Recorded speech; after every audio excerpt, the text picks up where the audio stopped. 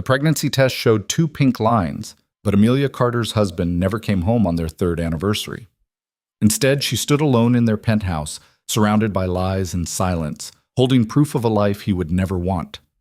That night, she walked out into the rain and stumbled into a stranger's restaurant, a man whose dark eyes saw every broken piece of her soul. His name was Dante Moretti, and he was the most dangerous man in the city. What she didn't know was that saving her would start a war. Follow this story to the end, hit that like button, and comment what city you're watching from so I can see how far this journey reaches. The crystal chandelier above Amelia's head cost more than most people earned in a year, but as she stood beneath it in the silent penthouse, it felt like a noose made of glass and gold. She checked her phone again. No messages, no missed calls, nothing. 7:47 p.m. Marcus was 3 hours late. Their 3rd wedding anniversary dinner, reservations at Le Bernardin, champagne already chilling, her dress a deep emerald that once would have made him stop and stare. All of it waiting for a man who couldn't even bother to send a text. Amelia's fingers trembled as she slipped the phone back into her clutch, brushing against the small plastic stick hidden there. 2 pink lines. She'd stared at them that morning until her vision blurred, hope and terror tangling in her chest like thorns. She was pregnant, and her husband was somewhere else, with someone else, living a life that had stopped including her months ago. The penthouse stretched around her in cold, minimalist perfection, white marble floors, floor-to-ceiling windows overlooking the Brooklyn Bridge, furniture chosen by Marcus's decorator because Amelia's taste was too sentimental. She'd stopped arguing after the 1st year, stopped trying to make this sterile museum feel like home. She crossed to the window, her heels clicking against the stone, and pressed her forehead against the glass. Below, the city pulsed with light and life, couples walking hand in hand through streets glistening with evening rain. She watched them and felt like a ghost, present but not really there, existing in a space no one else could see. Her phone buzzed. Heart leaping, she grabbed it. Running late, don't wait up. 6 words, not even an apology, not even her name. Amelia read the message 3 times, feeling something fundamental crack inside her chest. It wasn't dramatic, wasn't loud, just a quiet, irreversible breaking, like ice giving way beneath careful feet. She'd known, of course. Known for months, maybe longer. The late nights at the office that smelled like perfume instead of paperwork. The business trips that never quite added up. The way Marcus looked through her instead of at her. The way he touched her like an obligation. The way their bed had become a cold, silent ocean between 2 strangers. But knowing and accepting were different things entirely. Her phone buzzed again. Actually, staying in the city tonight. Budget meeting in the morning. The lie was so casual, it almost made her laugh. Budget meetings didn't require overnight stays. Budget meetings didn't leave lipstick on collar points or charge hotel rooms to personal credit cards. Cards Amelia still had access to, statements she'd stopped reading because the truth hurt more than the ignorance. She looked down at her engagement ring, the 3-carat diamond Marcus had chosen without her input, and felt nothing. 3 years ago, she'd thought this rock meant forever. Now it just felt heavy. The pregnancy test pressed against her through the thin fabric of her clutch, like a secret too big to carry alone. She needed to tell him, needed to sit him down and explain that everything was about to change, that they were going to be parents, that maybe, this could be the thing that brought them back to each other. But as she stood in their empty apartment, surrounded by everything money could buy and nothing love could build, Amelia knew the truth. Marcus wouldn't want this baby. He'd want her to handle it, to be reasonable, to understand that a child didn't fit into his 5-year plan any more than her feelings did. The thought made her physically ill. She grabbed her coat, black cashmere, another thing Marcus had bought without asking what she actually liked, and walked out of the penthouse. She didn't leave a note, didn't send a message, just closed the door on 3 years of pretending and stepped into the elevator. The doorman, Robert, looked surprised when she emerged into the lobby. "Mrs. Hale? Do you need me to call the car?" "No." Her voice sounded strange, distant. "I'm walking." "But it's raining." "I know." The October rain hit her the moment she stepped outside, cold and cleansing, soaking through her expensive coat within seconds. Amelia didn't care. She turned left, away from the restaurant reservation she'd never keep, away from the life that had stopped fitting months ago, and walked. Brooklyn at night was a different world from the sterile perfection of Marcus's penthouse. Here, people lived loudly, music spilling from open windows, arguments and laughter mixing with the sound of rain, the smell of cooking food and wet pavement and possibility. Amelia walked through it all like a sleepwalker, her designer heels splashing through puddles, mascara probably running down her face, the pregnancy test still pressed against her ribs like proof of everything she'd lost and everything she'd found. She didn't have a destination, didn't have a plan, just kept moving, kept breathing, kept existing in a world that suddenly felt too big and too small all at once. After 20 minutes, her feet were screaming and her dress was plastered to her skin. She looked up, trying to orient herself, and realized she'd wandered into a neighborhood she didn't recognize. Brownstones lined the quiet street, trees dripping with rain, a few restaurants glowing warm against the darkness. One caught her eye. Valentino's.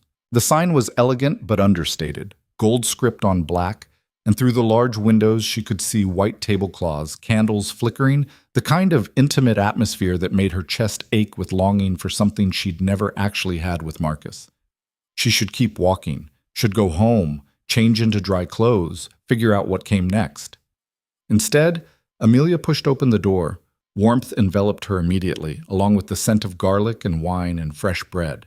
The restaurant was small, maybe 15 tables, half of them occupied by couples leaning close over their meals. Classical music played softly from hidden speakers. Everything was rich, warm, genuine, the opposite of every sterile, trendy place Marcus dragged her to for appearance's sake. Buonasera. The hostess was young, pretty, her smile faltering when she took in Amelia's rain-soaked state. "Do you have a reservation?" "No, Amelia's voice cracked. "I'm sorry, I shouldn't have—" "Sophia." The voice came from deeper in the restaurant, masculine and commanding, but somehow gentle. Amelia turned. The man walking toward them was probably in his mid-30s, tall and powerfully built, wearing a perfectly tailored black suit that somehow managed to look both elegant and dangerous. His dark hair was swept back, his jaw strong, his eyes the color of espresso. And those eyes were looking at her with an intensity that made her breath catch. "Give her the corner table," he said to the hostess, never breaking eye contact with Amelia. "And bring her something warm to drink." "Of course, Mr. Moretti." Amelia should have objected, should have explained she was fine, she was leaving, she'd made a mistake. But there was something about the way this stranger looked at her, not through her, like Marcus did, but at her, seeing her completely, that made her tongue stick to the roof of her mouth. "Come," he said. And it wasn't a command so much as an invitation. "You look like you've had the kind of night that requires excellent wine and no questions." He led her to a corner table, partially hidden by a decorative screen, private and intimate. Amelia sank into the chair like a puppet with cut strings, shivering despite the restaurant's warmth. "I'm Dante," the man said, taking the seat across from her without asking permission. "And you're running from something." It wasn't a question. Amelia's laugh came out bitter and broken. "That obvious?" "Only to someone who's done their share of running." He studied her with those dark, knowing eyes. "Though most people don't do it in Valentino heels and a dress that costs more than my first car." She looked down at herself, soaked, shivering, probably looking like a drowned socialite, and felt the absurdity of the whole situation crash over her. "I didn't plan this." "The best moments never are planned." A waiter appeared with a thick blanket, draping it around Amelia's shoulders with practiced efficiency, followed by another bringing a steaming cup of something that smelled like honey and lemon and brandy. "Drink," Dante said, "before hypothermia becomes your biggest problem." Amelia wrapped her hands around the cup, letting the warmth seep into her frozen fingers. The liquid burned going down but settled into her stomach like comfort. "I can't pay for this." "I didn't ask you to. I don't even know you." "That makes us even." Dante leaned back in his chair, completely at ease, like soaked strangers wandered into his restaurant every night. "So, anniversary?" Amelia's hand flew to her ring finger, the diamond catching the candlelight. "How did you keep touching it like it's burning you, and you have that look people get when they realize the life they built isn't the one they wanted." His expression softened slightly. "I'm familiar with that look." Something about his tone, the genuine understanding beneath the words, made Amelia's carefully constructed walls crumble. 3 years today. He didn't show. Then he's a fool. You don't know me. Maybe I'm not worth showing up for. Dante's eyes hardened. Don't do that. Don't make his failure your fault. The sharpness in his voice startled her. I just meant, I know what you meant. I also know it's a lie you've probably been telling yourself for months, maybe years, trying to make sense of why someone who's supposed to love you treats you like you're invisible. He paused. How long has he been having the affair? Amelia flinched like he'd slapped her. I haven't. You have, you know. You've known for a while. You just haven't admitted it out loud yet. She wanted to argue, wanted to defend Marcus, defend her marriage, defend the illusion she'd worked so hard to maintain. But sitting across from this stranger in his warm, honest restaurant, wearing a blanket and drinking kindness, she couldn't find the energy to lie anymore. 6 months, she whispered. At least, maybe longer. And you stayed. Where else would I go? Dante's expression shifted into something that might have been anger or might have been pity. Anywhere. Everywhere. You could go literally anywhere except a place that makes you feel like this.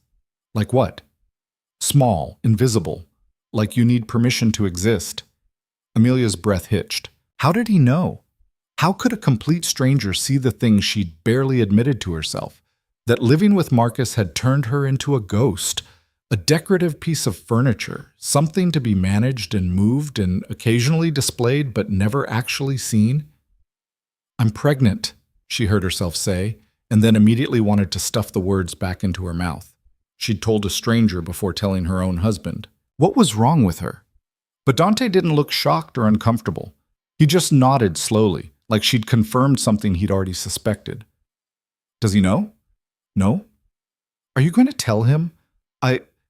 Amelia's hand moved to her stomach, protective and terrified. I don't know. I found out this morning. I was going to tell him tonight at dinner. I thought maybe... Her voice broke. I thought maybe it would change things. It won't. The blunt certainty in his tone made her look up sharply. You don't know that. Yes, Dante said quietly. I do. Men like your husband don't change because of babies or anniversaries or second chances. They change when they lose something they can't get back. And even then, most don't. That's a dark view of the world. It's an honest one. He poured himself a glass of wine from the bottle that had appeared at the table, then offered one to her. When she shook her head, pregnant, can't drink, still trying to process that reality, he set it aside.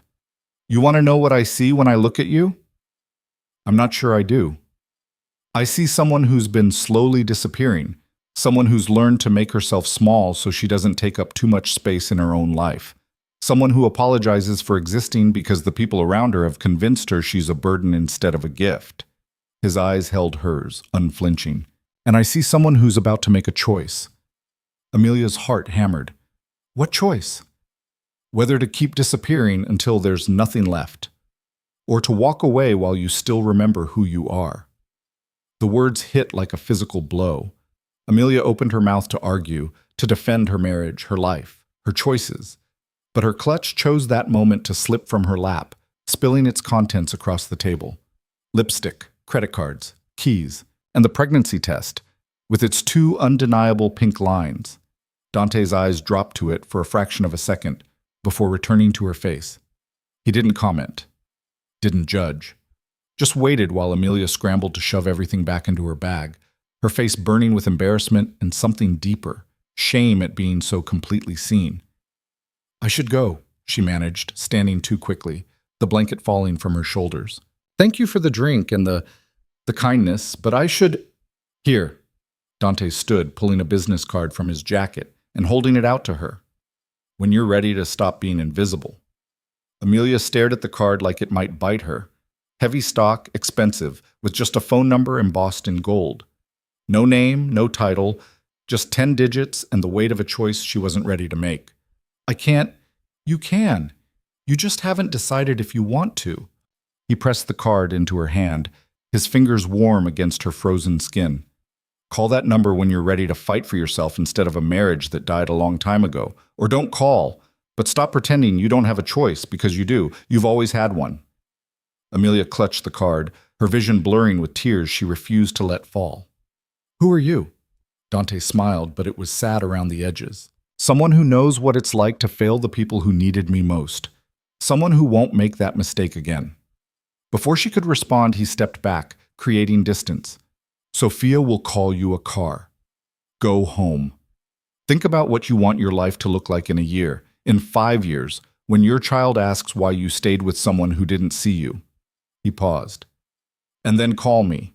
Or don't. But make the choice yourself, not because of fear, not because of obligation, because you deserve to exist loudly in your own life. Amelia left the restaurant in a daze, Dante's card burning a hole in her palm, his words echoing in her skull. The car ride back to the penthouse passed in a blur of streetlights and rain. Marcus still wasn't home when she arrived. She stood in the doorway of their bedroom, his bedroom, really. She'd stopped feeling ownership of anything in this apartment months ago and looked at the life she'd built. Designer clothes in the closet, expensive skincare on the bathroom counter, a king-sized bed she slept in alone more nights than not. Evidence of success, proof of arrival, and absolutely none of it felt like hers. Her phone buzzed. Don't wait up tomorrow either. This might take a few days. M. Not even a full sentence. Not even the courtesy of a lie that sounded believable. Amelia looked at the message for a long moment, then at the business card in her other hand, and felt the last piece of her denial shatter. Marcus wasn't coming back. Not tonight, not emotionally, not in any way that mattered. He'd checked out of their marriage so long ago she couldn't even remember when they'd last had a real conversation, when he'd last looked at her like she was something other than an inconvenience. And she was pregnant with his child. The thought made her laugh, a sharp, broken sound that echoed in the empty penthouse. 3 years of trying to be the perfect wife, of shrinking herself down, of accepting crumbs and calling it love. And this was what she had to show for it. A cheating husband, an empty apartment, and a baby that would tie her to this misery forever. Unless. Her fingers tightened around Dante's card. When you're ready to stop being invisible. Was she ready? Could she be? Amelia walked to the bathroom, staring at herself in the mirror. Her makeup had run, her hair was a disaster, her dress was ruined. She looked like exactly what she was, a woman who'd lost herself so completely she didn't recognize her own reflection. But beneath the smeared mascara and the rain-soaked silk, she saw something else. A flicker of the girl she used to be, before Marcus, before the slow erosion of self-worth, before she'd learned to apologize for taking up space. That girl wouldn't have accepted this. That girl would have fought. Her phone buzzed again. Also, we need to talk when I get back. About us. About the future. M. The words were vague, careful, the kind of thing people said when they wanted to end something but didn't have the courage to be direct. Amelia read them and felt absolutely nothing. No fear, no heartbreak, just a vast, echoing emptiness where love used to live. She thought about the baby growing inside her, thought about raising a child in this cold, loveless apartment, teaching them that this was what family looked like. Thought about her son or daughter watching her shrink and disappear, learning that self-erasure was the price of love. No. The word crystallized in her mind, sharp and clear. No, she wouldn't do it. Wouldn't raise her child in the shadow of Marcus's indifference. Wouldn't teach them that being invisible was safer than being seen. Amelia picked up her phone and dialed the number on Dante's card before she could talk herself out of it. It rang twice. I was wondering how long you'd wait. Dante's voice was calm, unsurprised, like he'd been expecting her call. He's not coming back, Amelia said, and was surprised by how steady she sounded. Not just tonight, not ever, not in any way that matters. No, he's not. He wants to talk about our future when he gets back, which means he wants to end it but is too much of a coward to do it over text. Probably. And I'm pregnant with a baby he's never going to want. Dante was quiet for a moment. What do you need? The question surprised her. Not what are you going to do or have you thought this through, but simply, what do you need? I don't know, Amelia admitted. I don't even know what I'm allowed to need anymore. Everything. You're allowed to need everything. His tone shifted, became more businesslike. Pack a bag. Essentials only. I'm sending a car. I can't just, yes you can. You can absolutely leave a man who treats you like you're disposable. You can take the baby he doesn't deserve and build a life that doesn't require you to disappear." He paused. "Or you can stay. Wait for him to come home and have his careful conversation about the future while your future is growing inside you. Your choice. But make it now." Amelia looked around the penthouse one more time, at the life she'd thought she wanted, at the cage she'd built from expectations and fear. "Send the car," she heard herself say. 20 minutes. Pack light. We'll get you anything else you need." "Dante? Yeah? Why are you doing this? You don't know me." His laugh was soft, almost sad. "Let's just say I know what it's like to fail someone when it mattered. And I'm not doing that again." He hung up before she could ask what he meant. Amelia moved through the apartment like a ghost, packing a single suitcase with clothes, documents, her laptop, the few personal items that still felt like hers. Everything else, the designer furniture, the expensive art, the crystal and marble and gold, she left behind without a second glance. It had never been hers anyway.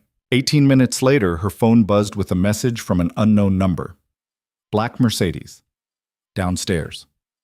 Amelia took one last look at the penthouse, at 3 years of trying to be someone she wasn't, and felt nothing but relief. The driver was professional, silent, opening her door and taking her suitcase without comment. As they pulled away from the building, Amelia watched her old life disappear in the rear window and felt something unfamiliar unfurl in her chest. Hope. She didn't know where they were going, didn't know what came next, didn't know if she was making the biggest mistake of her life or the bravest choice. But for the first time in 3 years, Amelia Carter felt like she was actually living instead of just existing. And that, she decided, was enough. The car drove through the rain-slicked streets of Brooklyn, leaving the city behind, heading towards something unknown. Amelia pressed her hand against her stomach, against the tiny life growing there, and made a promise. "We're going to be okay," she whispered. "I don't know how yet, but we're going to be okay." Behind her, Manhattan glittered against the night sky, indifferent and beautiful. Ahead, the road stretched dark and uncertain. And somewhere between the past she was leaving and the future she couldn't see, Amelia finally felt like herself. The rain had stopped by the time the Mercedes turned off the highway, but the world outside remained dark and unfamiliar. Amelia watched the landscape change through her window, city lights giving way to suburbs, then to long stretches of wooded road where houses sat far back from the street, hidden behind gates and old-growth trees. Wealth out here didn't announce itself with glass and steel. It whispered through stone walls and private drives, through the kind of security that made Manhattan penthouses look quaint. The car slowed at a gate that appeared almost organically from the darkness, wrought iron twisted into patterns that might have been vines or might have been something more deliberate. The driver pressed a button on the dash, and the gate swung open silently, revealing a driveway that curved through manicured grounds lit by subtle landscape lighting. Amelia's breath caught when the house came into view. It wasn't what she'd expected. Not a cold modern mansion like Marcus's taste would have demanded, but something older, more substantial. Stone and timber, 3 stories of old-world elegance that managed to feel both imposing and somehow welcoming. Warm light glowed from windows on the ground floor. Somewhere in the distance, she could hear water, a fountain maybe, or a stream. The car stopped at the entrance, where wide stone steps led up to massive wooden doors. Before Amelia could move, one of those doors opened and Dante emerged, still in his dark suit, but somehow looking more relaxed than he had in the restaurant, like he'd shed some layer of formality the moment he crossed his own threshold. "Welcome," he said simply, opening her car door himself while the driver retrieved her suitcase. "How are you holding up?" Amelia stepped out onto the drive, her legs unsteady. "I'm not sure yet. Ask me when the adrenaline wears off." "Fair enough." He gestured toward the entrance. "Come inside. You look like you could use something stronger than honey and brandy." The interior of the house matched the exterior. Old wood and stone, thick rugs over hardwood floors, furniture that looked like it had been chosen for comfort rather than appearance. A fire crackled in a massive stone fireplace in what appeared to be a library, floor-to-ceiling shelves filled with actual books, not the designer spines Marcus had bought by the yard. "It's beautiful," Amelia said, and meant it. "It's home." Dante led her to a leather sofa near the fire, then moved to a cabinet and poured 2 glasses of what looked like whiskey. He handed her one, then seemed to remember. Right, the baby. Sorry. It's okay. I'm still getting used to that reality myself. Amelia set the glass aside untouched, curling into the corner of the sofa and pulling her damp coat tighter around her shoulders. Dante, I need to understand what's happening. Who are you? Why are you helping me? And what exactly did I just agree to by calling you? He settled into the chair across from her, his expression thoughtful. Fair questions. Which one do you want answered first? All of them, starting with why a restaurant owner has a house that looks like it belongs in a Mafia movie and sends Mercedes with professional drivers to pick up strangers in the middle of the night. A smile tugged at the corner of his mouth. You're more observant than you give yourself credit for. That's not an answer. No, it's not. Dante took a sip of his whiskey, considering her. The restaurant is real. I do own it, but it's not my primary occupation. What is? I handle problems for people, provide protection, security, resolution for situations that fall outside conventional channels. He held her gaze steadily. Some people call it organized crime. I prefer to think of it as providing services the legitimate world won't touch. Amelia should have been terrified, should have grabbed her suitcase and demanded he take her back to the city immediately. But after 3 years of Marcus's careful lies and corporate doublespeak, there was something almost refreshing about Dante's blunt honesty. So you're a criminal, she said. By some definitions, yes. And you brought me to your home because I saw someone who needed help, and I had the means to provide it. He leaned forward, elbows on his knees. And because 5 years ago, I failed someone in a situation very similar to yours. I'm not making that mistake again. The pain in his voice was real, unmistakable. Amelia found herself leaning forward too. What happened? Dante was quiet for a long moment, staring into his glass. When he spoke, his voice was carefully controlled. Her name was Isabella. We were going to be married, but her family, old money, legitimate business, the kind of people who think someone like me is beneath contempt. They didn't approve. When she got pregnant, they gave her an ultimatum, the baby or them. Her inheritance, her family, everything she'd ever known. He paused. She chose them, ended the pregnancy, married someone they approved of within 6 months. I'm sorry, Amelia said softly. I'm not telling you this for sympathy. I'm telling you so you understand why I made the offer I did. His dark eyes met hers. I should have fought harder, should have protected her, given her options, made her see that their approval wasn't worth more than her own happiness or the life we'd created. Instead, I let her make the choice alone, and she chose the cage she knew over the freedom she was afraid of. That wasn't your fault, wasn't it? I had resources, power, the ability to give her a different life, but I was too focused on playing by rules that were rigged against us from the start. He set his glass down with deliberate care. So when I saw you tonight, pregnant, alone, clinging to a marriage that's already over, I saw a second chance. Maybe not for me, but for you, for that baby. A chance to choose differently than Isabella did. Amelia felt tears prick her eyes. You don't even know me. I know enough. I know you're stronger than you think. I know you walked away from comfort and security because you finally saw them for what they were. A very expensive prison. And I know that baby deserves better than a father who can't even show up for an anniversary dinner. Marcus doesn't know yet about the baby. Are you going to tell him? I don't know. Part of me thinks he has a right to know. But another part, she pressed her hand to her stomach. Another part is terrified he'll try to take this choice away from me too, that he'll pressure me to end it, or worse, that he'll suddenly pretend to care just to control the narrative. What do you want? Dante asked. Not what Marcus wants, not what you think you should want. What do you actually want for yourself and your child? The question was so simple and so impossible. Amelia had spent 3 years not asking herself what she wanted, training herself to prioritize Marcus's needs, Marcus's image, Marcus's comfort. The muscle for self-determination had atrophied. I want this baby, she said finally, the words feeling both terrifying and right. I want to keep it and raise it and give it a life that doesn't require shrinking itself to fit someone else's expectations. Then that's what we'll make happen. It's not that simple. Marcus has lawyers, resources. So do I. Dante's expression hardened. and mine are significantly less concerned with legal niceties. A chill ran down Amelia's spine, but it wasn't entirely fear. I'm not asking you to hurt anyone. I'm not offering to. I'm offering protection, resources, and the kind of leverage that makes men like your husband reconsider their options. He stood, moving to the window where the ground stretched dark and secure beyond the glass. But I need you to understand what you're agreeing to.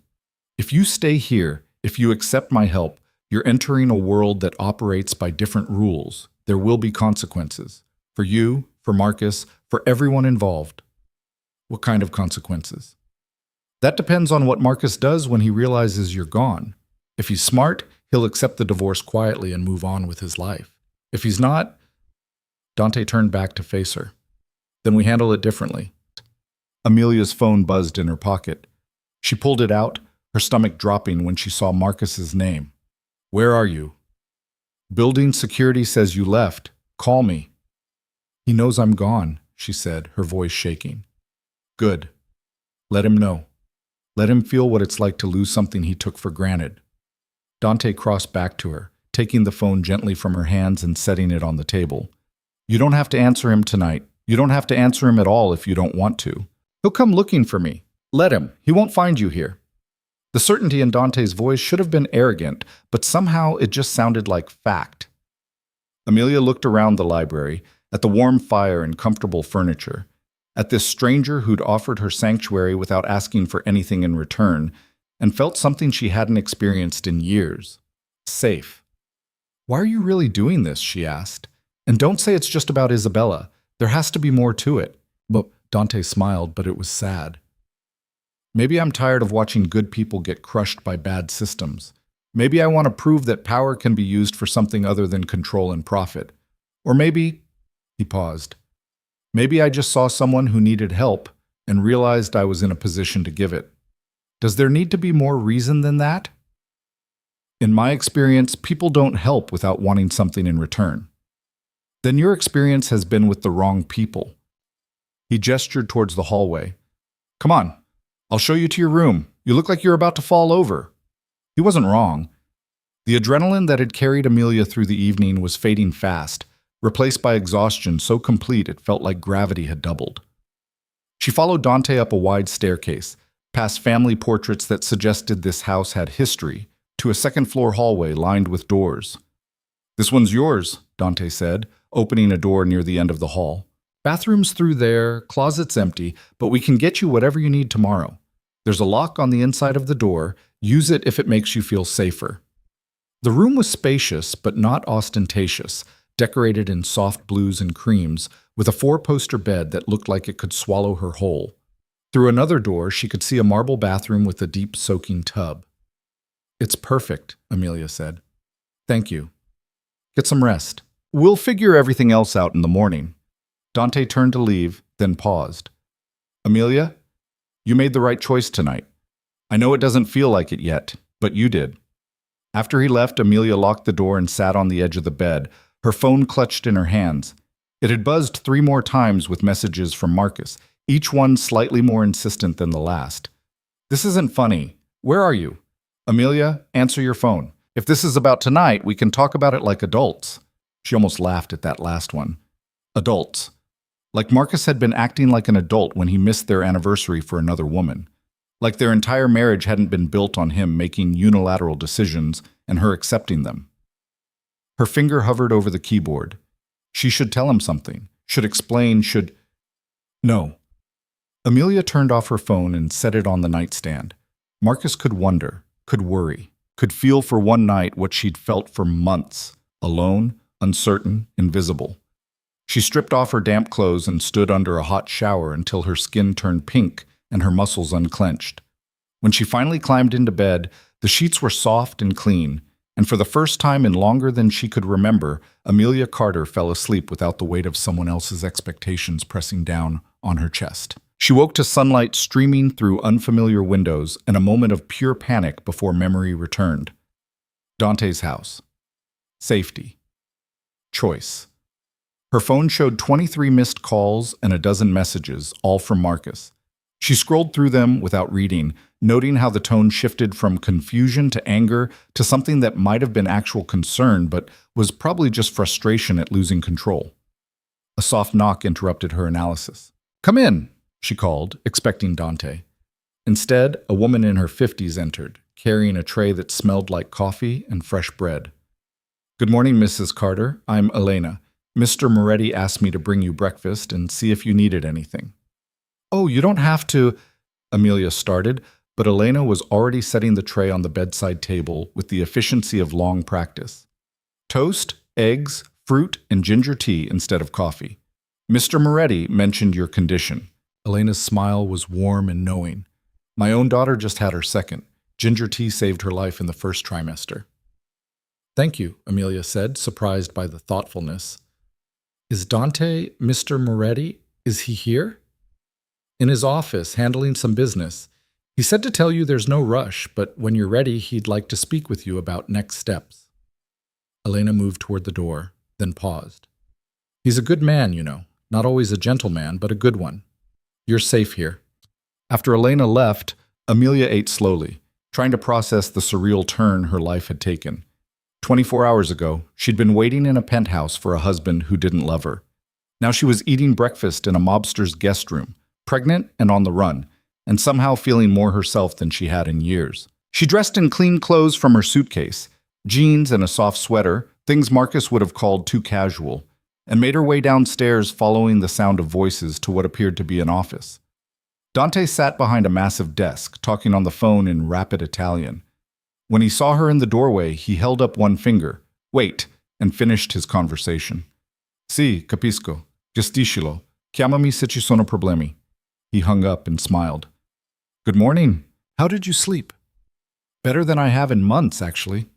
Amelia moved into the room, taking in the maps on the walls, the computer screens showing what looked like security feeds, the casual evidence of a life far removed from legal business. "Is this a bad time?" "For you, never." He gestured to a chair. "Sit. We need to talk about your husband." Amelia's stomach clenched. "What about him?" "He filed a missing persons report this morning. Very dramatic, very public. Called your parents, your friends, his office. Painted quite the picture of a distraught husband whose wife vanished without a trace." "He's covering his tracks," Amelia said quietly, "making sure that if I come back and say anything about the affair or the marriage, he can paint me as unstable." "Smart." Dante's expression was grim. Also predictable. Men like Marcus always control the narrative. "So what do I do?" "You beat him to it. You file for divorce today, cite irreconcilable differences, and make it clear you left of your own free will." He slid a folder across the desk. "I took the liberty of having my lawyer draw up preliminary papers. You don't have to use them, but time matters here." Amelia opened the folder with shaking hands. The documents were thorough, professional, terrifyingly real. "This is moving so fast." "It has to. Every hour you wait is another hour Marcus builds his version of events." But Dante's tone gentled. "I'm not trying to pressure you. If you want to go back, talk to him, try to work things out." "No." The word came out sharp and certain. "No, I don't want that. I need to understand what I'm walking into." "A fight. Marcus won't let you go quietly, not when there's money and reputation at stake. He'll use lawyers, investigators, probably try to paint you as an unfit mother." Dante paused. "But here's what he doesn't know. I've already started looking into his business dealings, and your husband has been very, very careless." Something in his tone made Amelia look up sharply. "What did you find?" "Evidence that suggests Marcus and his father have been engaged in some creative accounting, money moving through shell companies, investments that don't quite add up, transactions that smell like money laundering." Dante's smile was cold. "Nothing proven yet, but enough to make things very uncomfortable if the right people started asking questions." "You're going to blackmail him." "I'm going to provide you with leverage. What you do with it is your choice." Amelia stared at the divorce papers, her mind racing. "If I do this, if I file and fight and use whatever you found, Marcus will come after me with everything he has." "Yes. He'll try to destroy me. My reputation, my credibility, everything." "Probably. And you think you can protect me from that?" Dante's expression hardened. I don't think. I know. Marcus Hale is a small man playing at power in a world he doesn't understand. He's used to winning because he's never faced real opposition. But I've been dealing with men far more dangerous than him since before he learned to tie a tie. He leaned forward. I'm not saying this will be easy.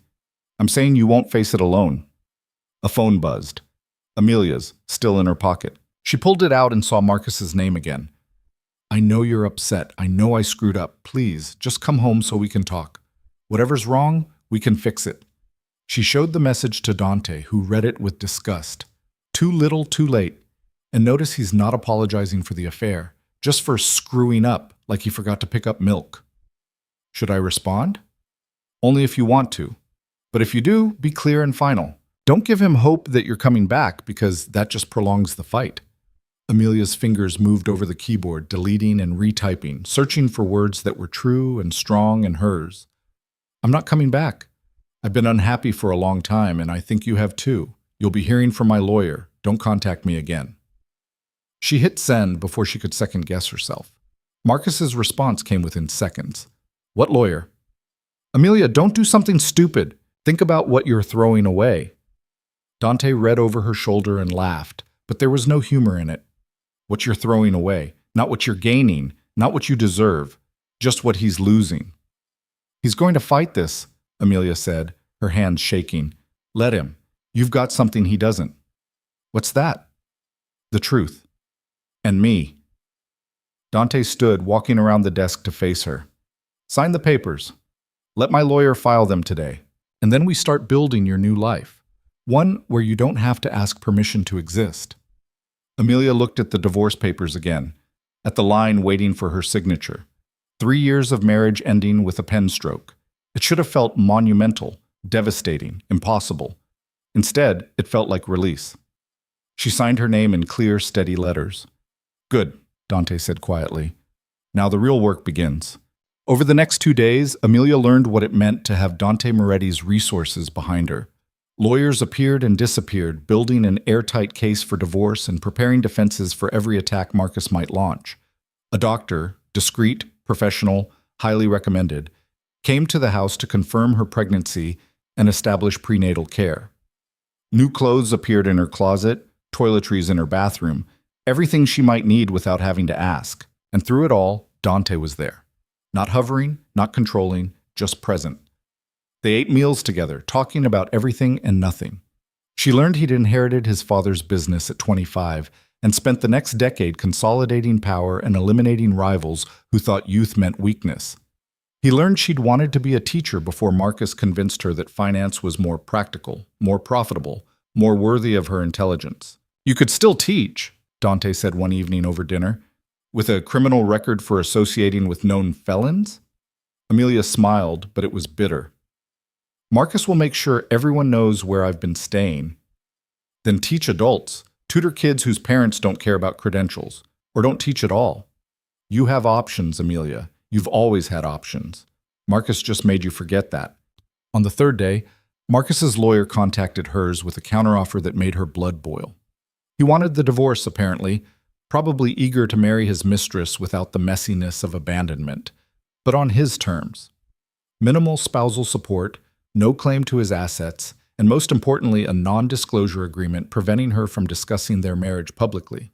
He's trying to buy your silence, Dante said, reading the proposal with cold fury.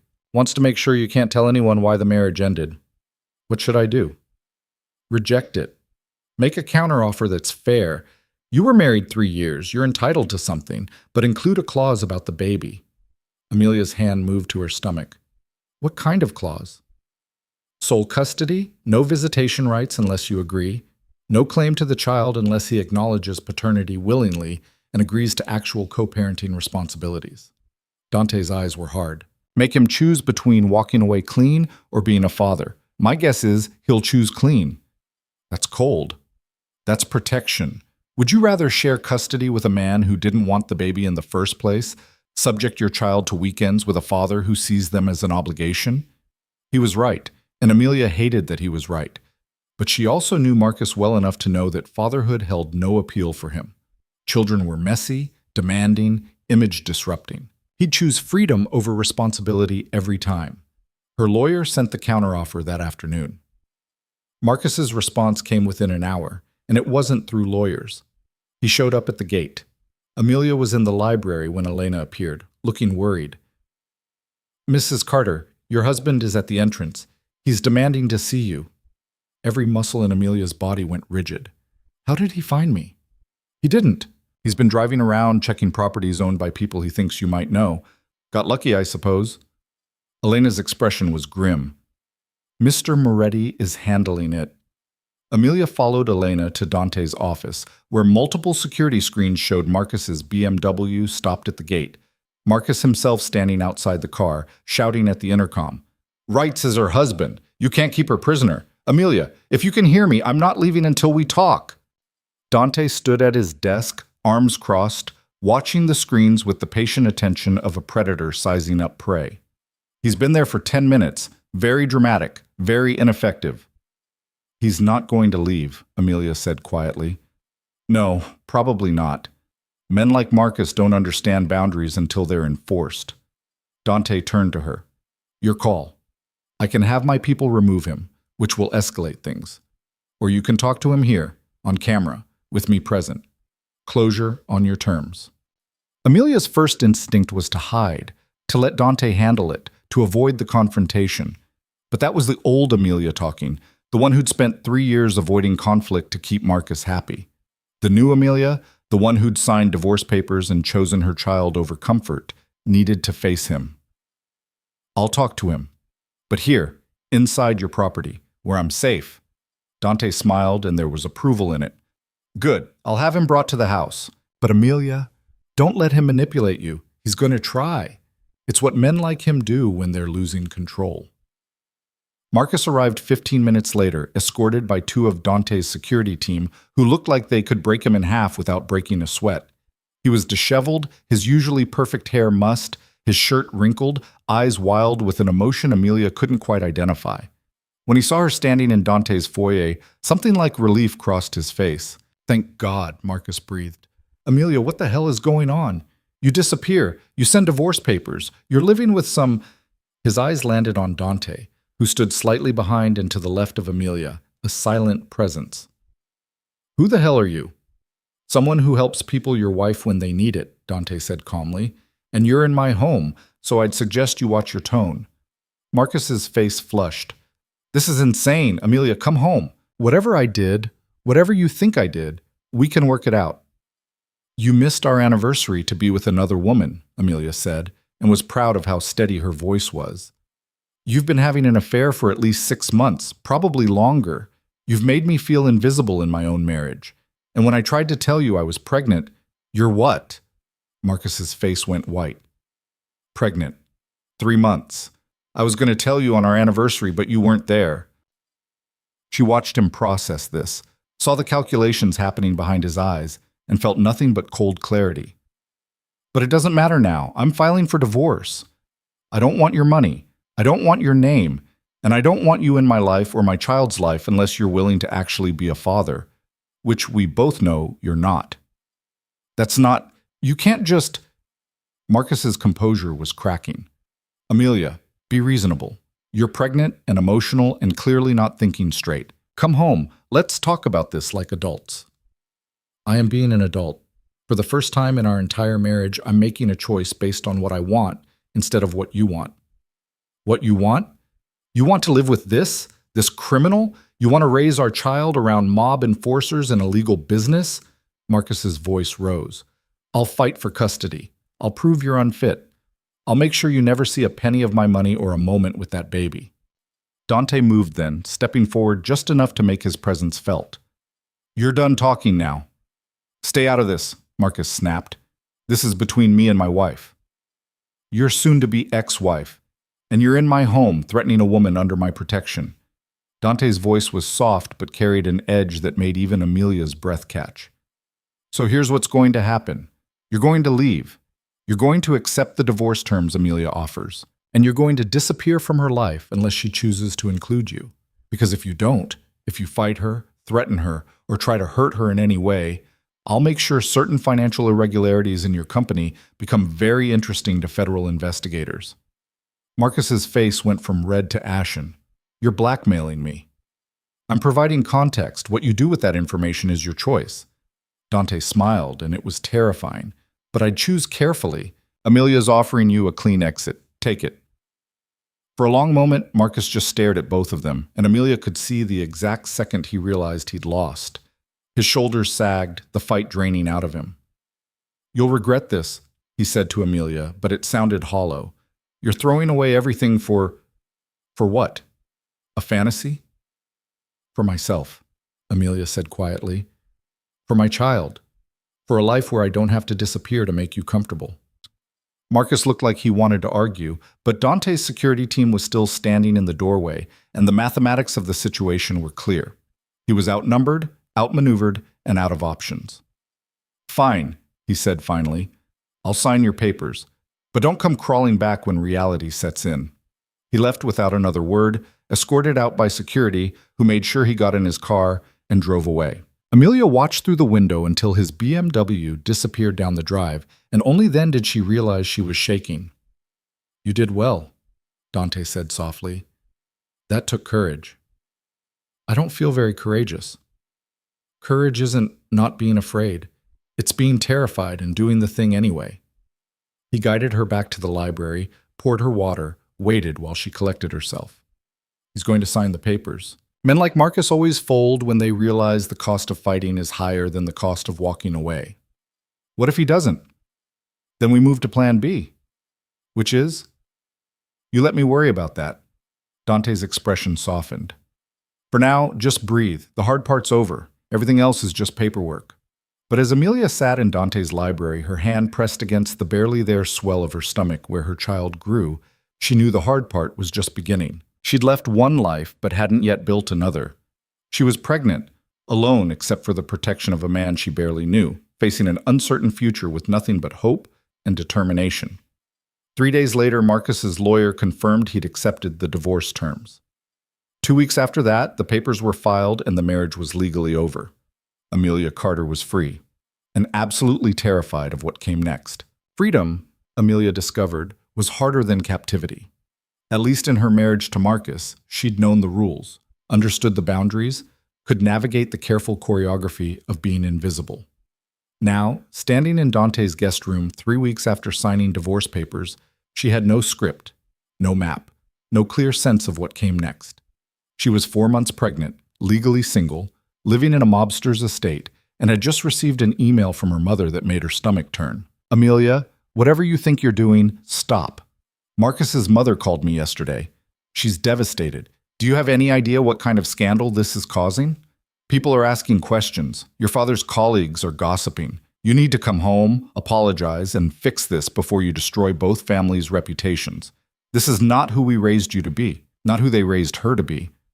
The daughter who followed rules, married well, made everyone proud. The perfect daughter who never questioned, never challenged, never chose herself over appearances. Amelia deleted the email without responding, then blocked her mother's number before she could second-guess the decision.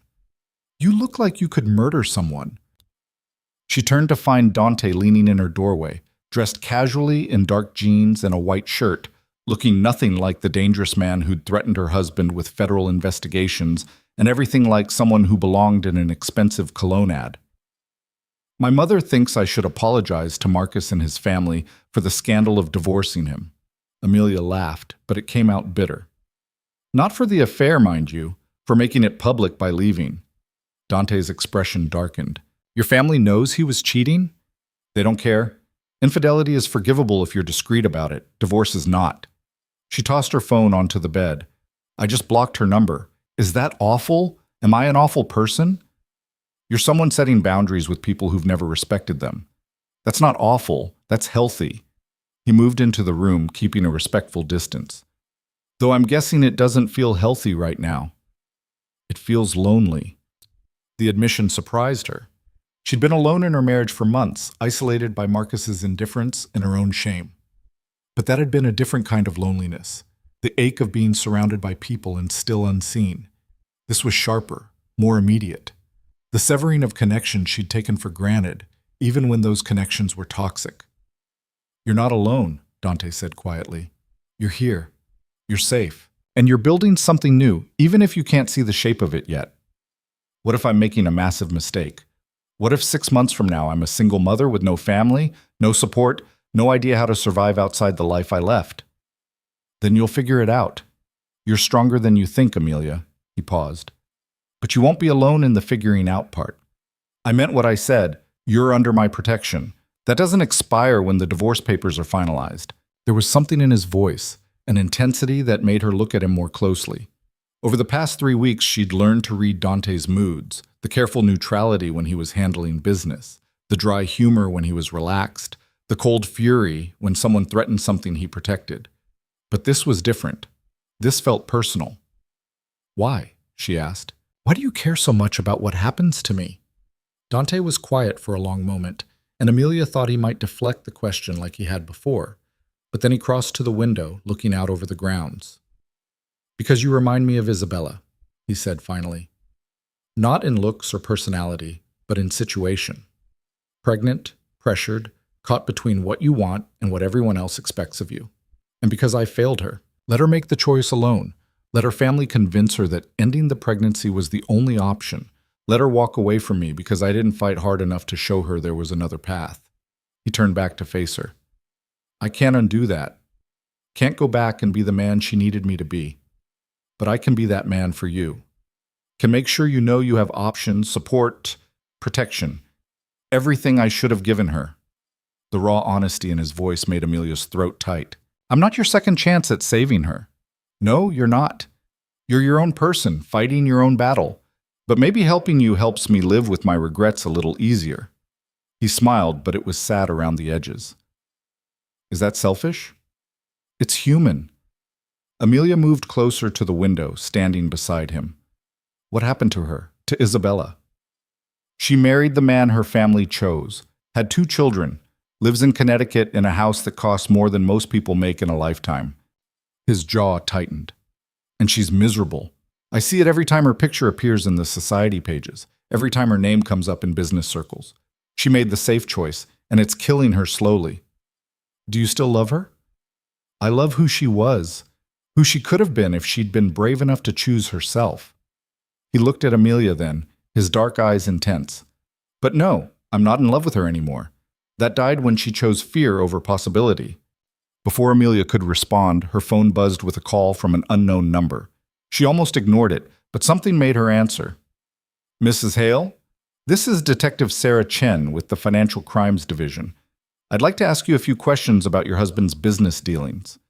Amelia's blood went cold. "My ex-husband. The divorce was finalized last week." "Right, my apologies.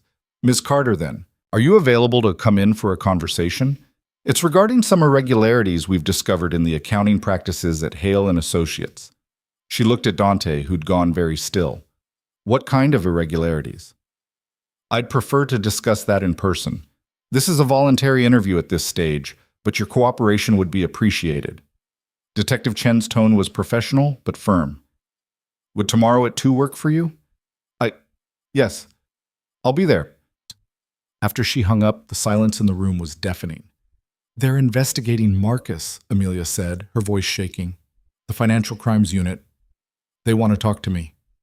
Dante's expression was unreadable. "What are you going to tell them?" "The truth. That I didn't know anything about his business, that we barely spoke about his work, that I signed tax returns without reading them because he said it was handled." She looked at him sharply. "Is this because of what you found? Did you tip them off?" "No, but I'm not surprised they're looking. Men like Marcus get careless when they think they're untouchable. Eventually, someone notices." He moved toward the door. "I'll have my lawyer meet you there tomorrow. Don't go alone." "Dante, if they think I was involved, you weren't, and they'll figure that out quickly enough. You're not the target, Amelia. You're just collateral damage in whatever mess Marcus created." But as Amelia prepared for the interview the next day, she couldn't shake the feeling that her escape from Marcus was about to get significantly more complicated. Detective Chen turned out to be a woman in her 40s with sharp eyes and a no-nonsense demeanor. She sat across from Amelia in a sterile interview room, a recorder between them, and got straight to the point. How much did you know about your ex-husband's business practices? Almost nothing, Amelia said honestly. Marcus didn't discuss work with me, said I wouldn't understand the complexity of investment banking. Did you ever sign documents on his behalf? Tax returns, financial statements, loan applications? Tax returns, yes. He'd have me sign them during dinner or while I was getting ready for events. I asked once if I should review them first, and he said it was unnecessary, that his accountant handled everything. Detective Chen made a note. And you trusted him? The question hit harder than it should have. I did. That was my mistake. Ms. Carter, we have evidence suggesting that Hale and Associates has been moving money through shell companies, falsifying investment returns, and potentially laundering funds for clients engaged in illegal activities.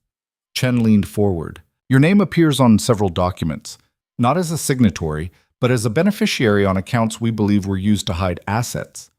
Amelia felt like the floor had dropped away. I don't have any accounts except the joint checking Marcus and I shared, and a small savings account from before we married. These are offshore accounts, the Caymans specifically, established in your name approximately 18 months ago. That's impossible. I never signed anything, never even knew those accounts existed. We believe your husband opened them using your personal information. Essentially, he was using your identity without your knowledge or consent. Chen's expression softened slightly. You're not under investigation, Ms. Carter, but we need your cooperation to build our case against your ex-husband and his father. Dante's lawyer, a sharp woman named Rachel Torres, spoke up for the first time. What exactly are you asking my client to do? Testify.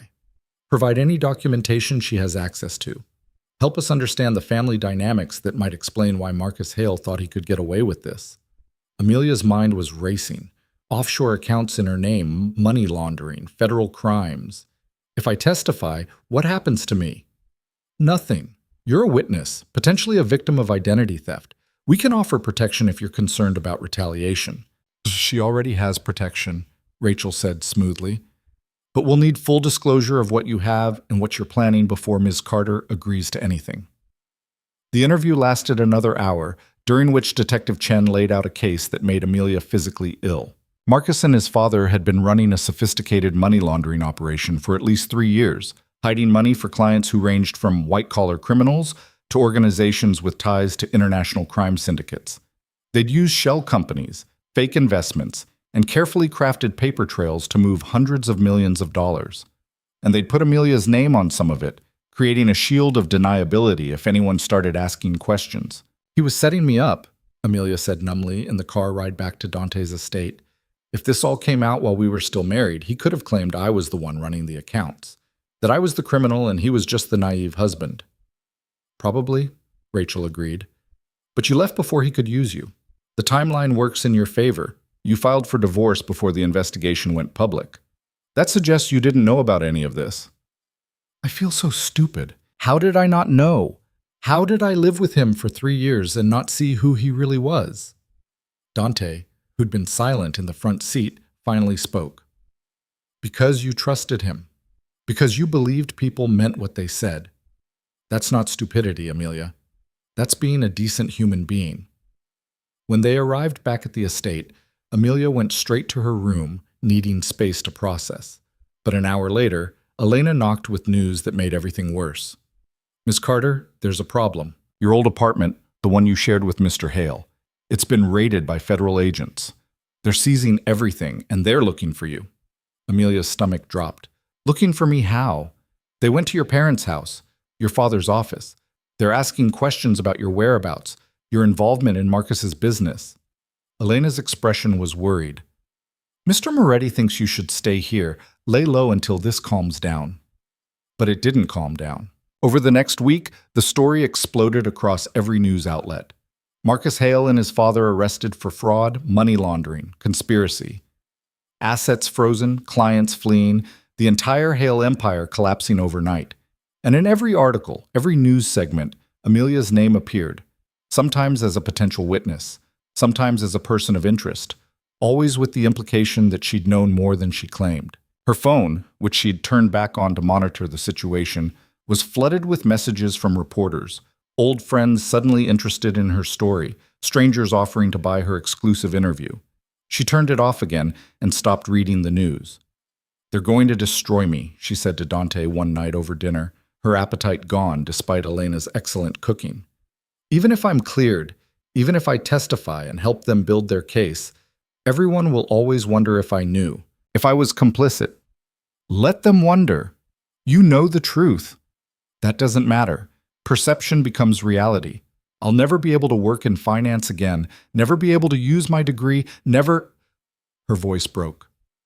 "I'm going to be a single mother with no career, no family support, living off the charity of a man I barely know. This is insane."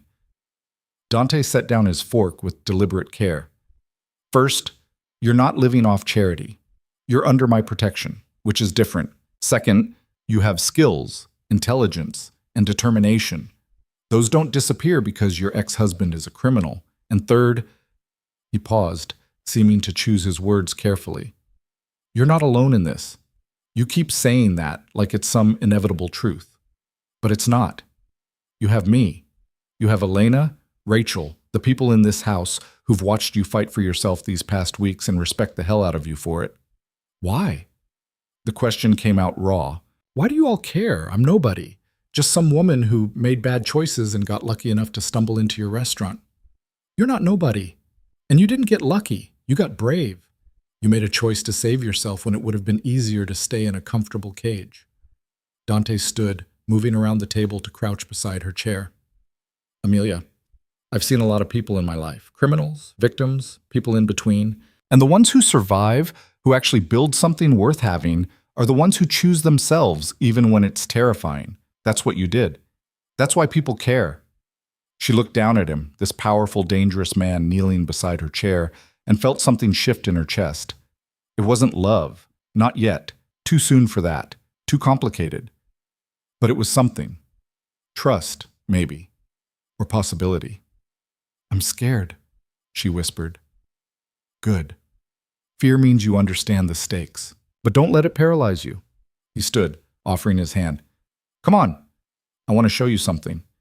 He led her through the house to a room she hadn't entered before, unlocking it with a key from his pocket. Inside was an office, smaller than his main workspace, with a desk facing windows that overlooked the garden. "This was going to be Isabella's," Dante said quietly. "I built it for her, thinking she'd want space to work on her photography.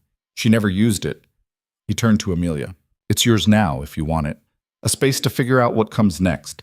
To build whatever life you want, away from Marcus, away from your family's expectations, away from everyone's opinions about who you should be." Amelia walked to the desk, running her fingers over the smooth wood. "I don't know what I want to build." "Then figure it out. You have time." He moved toward the door. "And Amelia, whatever you decide, whatever you want to become, I'll support it. Not because I'm trying to save you, but because I believe you're worth saving yourself."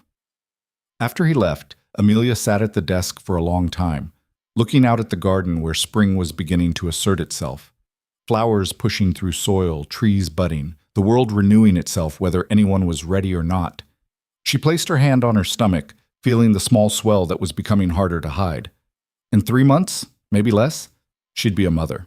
And she had no idea who that person would be, what kind of life she could offer this child, what kind of world she was bringing them into. But for the first time since leaving Marcus, she felt something other than fear. She felt possibility. The next morning, Amelia called Detective Chen and agreed to full cooperation. She'd testify, provide whatever they needed, help them build an airtight case against Marcus and his father. Not for revenge, though that was a sweet side benefit, but because it was the right thing to do. "There's something else," Detective Chen said during their follow-up meeting. "We've received threats against you. Anonymous calls suggesting you should refuse to cooperate, implying there could be consequences if you testify." Amelia's blood ran cold. "What kind of consequences?" "The vague kind. It would be unfortunate if something happened to you or your baby. That sort of thing." "Wait," Chen's expression was grim. "We take these seriously. We can offer witness protection if needed." "No." Amelia's voice was steady despite her racing heart. "I'm not running again. I'm not hiding because someone wants to scare me into silence. Ms. Carter, these threats could be legitimate. Marcus Hale was laundering money for some very dangerous people. If they think you can expose them, I have protection, Amelia said, thinking of Dante's estate, his security team, the weight of his promise. Better protection than witness protection could offer. Chen looked skeptical but didn't push. Just be careful. And if anything happens, anything at all, you call me immediately. When Amelia returned to the estate, she found Dante in his office, surrounded by computer screens and talking rapid-fire Italian into his phone. He held up a finger, wait, and finished the conversation before turning to her. The detective told you about the threats, he said. It wasn't a question. How did you... Because I've already traced 2 of the calls. They came from burner phones registered to associates of the Volkov organization, Russians who were using Marcus to clean their money. His expression was granite. They're not happy about the investigation. Should I be worried? Normally, yes, but they don't know you're here, and they're not going to find out. I've already put additional security in place. No one gets within a mile of this property without us knowing. He paused. But Amelia, this changes things. These aren't idle threats. The Volkovs don't make empty gestures. What are you saying? I'm saying that testifying against Marcus just became significantly more dangerous. Not just for you, but for your baby. He crossed to her, his face serious. I can protect you. We'll protect you. But you need to understand what you're walking into. A war, Amelia said quietly, remembering his words from weeks ago. Yes, a war between federal investigators, the Hale family, and Russian criminals who don't want their money trail exposed. And you're right in the middle of it. So what do I do? Refuse to testify? Let Marcus and his father get away with it? Let the people who threatened my baby walk free? No. You let me handle those Volkovs while you focus on the testimony. Dante's voice was cold, controlled fury.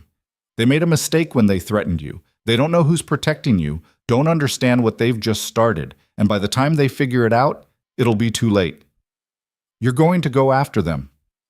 I'm going to make it very clear that you're untouchable, that threatening you has consequences they won't survive. He saw her expression, and his tone softened slightly. This is what I do, Amelia. This is the world I live in. The question is whether you can live in it too. She thought about that over the next few days as Dante's people moved through the estate like shadows, as additional security cameras appeared, as she heard him on the phone speaking in languages she didn't understand about things she could only guess at. This was the reality of accepting his protection, not just safe walls and comfortable rooms, but violence simmering beneath the surface, power wielded in ways that existed outside law and conscience. 2 weeks later, the threat stopped. Amelia didn't ask what Dante had done. Didn't want to know the details of how he'd convinced the Volkovs that she wasn't worth pursuing. But the way his knuckles were bruised when he came to dinner one night, the way certain names stopped appearing in his phone calls, told her enough. It's handled, was all he said. You can focus on the testimony without looking over your shoulder. And she did. Spent hours with prosecutors, going through documents, explaining timelines, building a case that would put Marcus and his father away for decades. It was exhausting, emotionally draining, forcing her to relive 3 years of willful blindness and examine every moment she'd chosen to trust instead of question. But it was also empowering. For the first time, Amelia wasn't invisible, wasn't background decoration in someone else's story. She was the key witness, the voice that would bring down an empire built on lies and greed. Marcus tried to contact her once through his lawyer, offering a deal. Drop the testimony and he'd make sure she was taken care of financially, ensure the baby never wanted for anything, keep her name out of all future proceedings. He wants to buy your silence again, Rachel said when she presented the offer. New package, same manipulation. Amelia read the proposal once, then shredded it. Tell him no. Tell him I'll see him in court. The preliminary hearing was set for early June. By then, Amelia would be 7 months pregnant, visibly showing, undeniably vulnerable. The optics would work in her favor. The wronged wife, the innocent victim, the mother-to-be standing up to powerful men who'd used her. But as the date approached, Amelia found herself thinking less about the trial and more about what came after. She'd been living in Dante's home for 3 months, had settled into routines, learned the rhythms of his household, found herself looking forward to their evening conversations more than she wanted to admit. He was different than she'd expected. Yes, He was dangerous. She'd seen enough to know the violence he was capable of, the power he wielded without hesitation. But he was also thoughtful, funny in a dry way that caught her off guard, genuinely interested in her opinions about everything from politics to the book she'd started reading again. And he was good with the idea of the baby. Asked about appointments, made sure she had everything she needed, even started reading parenting books when he thought she wasn't looking. "You're going to be a good mother," he said one evening, watching her struggle to reach a book on a high shelf, her growing belly making the stretch awkward. "How do you know?" She accepted his help retrieving the book. "Because you're already fighting for this kid before they're even born. Because you chose them over comfort and safety. Because you're brave enough to build a life from scratch rather than raise them in a beautiful cage." He paused. "That's what good mothers do." "What about good fathers?" The question slipped out before she could stop it. Dante was quiet for a moment. "I think good fathers show up. Protect. Provide not just money, but presence. Teach their children that strength isn't about power over others, but about using what you have to protect the people who matter." He looked at her then, something vulnerable in his eyes. "I think good fathers choose their children over everything else." "Your father didn't," Amelia guessed. "My father taught me that family is a business and love is a weakness. He was very successful and very alone when he died." Dante's jaw tightened. "I won't make his mistakes." "You're not planning to have children," Amelia said, though it came out like a question. "I wasn't. Didn't see how I could bring a child into this world, this life. Didn't trust myself not to repeat the patterns." He smiled, but it was sad. "But watching you prepare for this baby, seeing how you're willing to fight for them, it makes me think maybe I was wrong. Maybe it's possible to be both who I am and someone who could be a good father." The words hung between them, heavy with implication. Amelia's heart was racing, her mind spinning through possibilities she shouldn't be considering. It was too soon, too complicated, too much. But standing in Dante's library, watching him watch her with something that looked like hope and fear mixed together, she couldn't deny the truth that had been building for weeks. She was falling for him. And judging by the way he looked at her, the way he'd protected her, the way he'd slowly lowered his walls over evening conversations and quiet moments, he was falling for her too. The question was what they were going to do about it. The awareness of her feelings should have made things awkward between them, but somehow it didn't. If anything, the unspoken truth created a kind of charged intimacy that colored every interaction. The way Dante's hand lingered on the small of her back when he guided her through doorways. The way Amelia found excuses to be in whatever room he occupied. The way they both stayed up later than necessary, neither wanting to be the first to end their evening conversations. But neither of them spoke about it. Not directly, because speaking it aloud would demand decisions neither was ready to make. Then Marcus's trial date arrived, and everything else became secondary to survival. The courthouse was a media circus. Cameras everywhere, reporters shouting questions, protesters holding signs about corporate corruption and white-collar crime. Dante's security team created a human shield around Amelia as they moved from the car to the entrance, and even then she felt exposed, vulnerable, her pregnant belly visible beneath her simple black dress. Inside, the atmosphere was quieter, but no less tense. Marcus sat at the defense table with 3 expensive lawyers, his father beside him looking older than Amelia remembered. When Marcus saw her, something flickered across his face. Anger, maybe, or regret. She couldn't tell and didn't care enough to analyze it. "You ready for this?" Rachel whispered beside her. Amelia nodded, though her hands were shaking. "Let's end this." The prosecution's case was methodical and devastating. Financial records showing millions moved through shell companies. Testimony from accountants who'd been pressured to falsify statements. Email chains where Marcus discussed the need to clean funds and restructure problematic transactions. And through it all, the careful construction of how they'd used Amelia's identity without her knowledge or consent.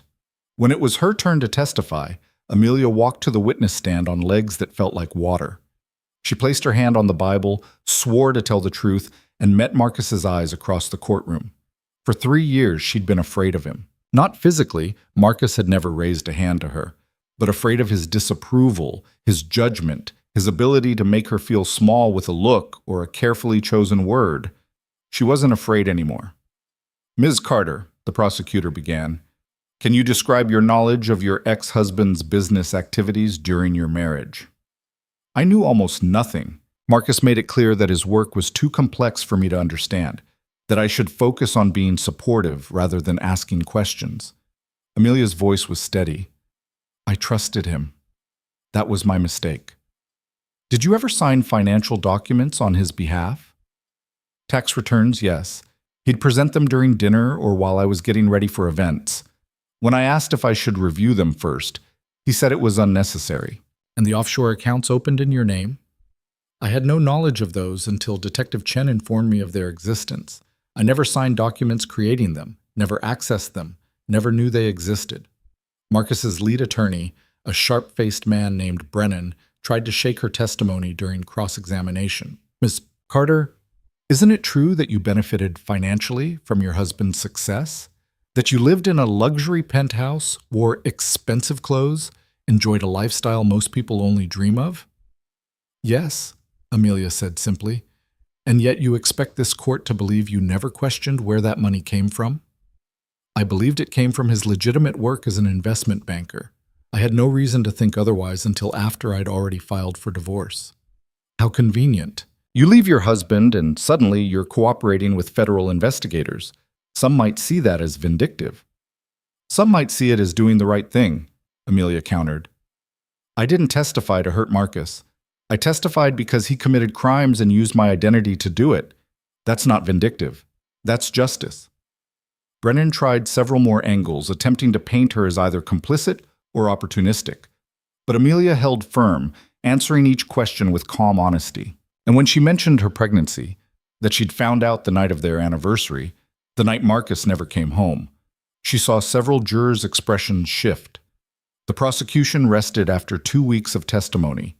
The defense tried to argue that Marcus had been following his father's instructions, that he was as much a victim of the elder Hale's schemes as anyone.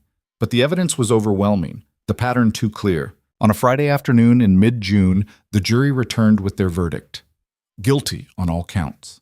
Amelia sat in the gallery between Rachel and Dante, watching as Marcus's face went pale, as his father slumped in his chair, as the judge scheduled sentencing for the following month. Around them, people were reacting, prosecutors congratulating each other, reporters rushing to file their stories, Marcus's mother sobbing dramatically in the front row. But Amelia felt only a vast, echoing emptiness. It was over. The marriage, the trial, the chapter of her life that had almost destroyed her.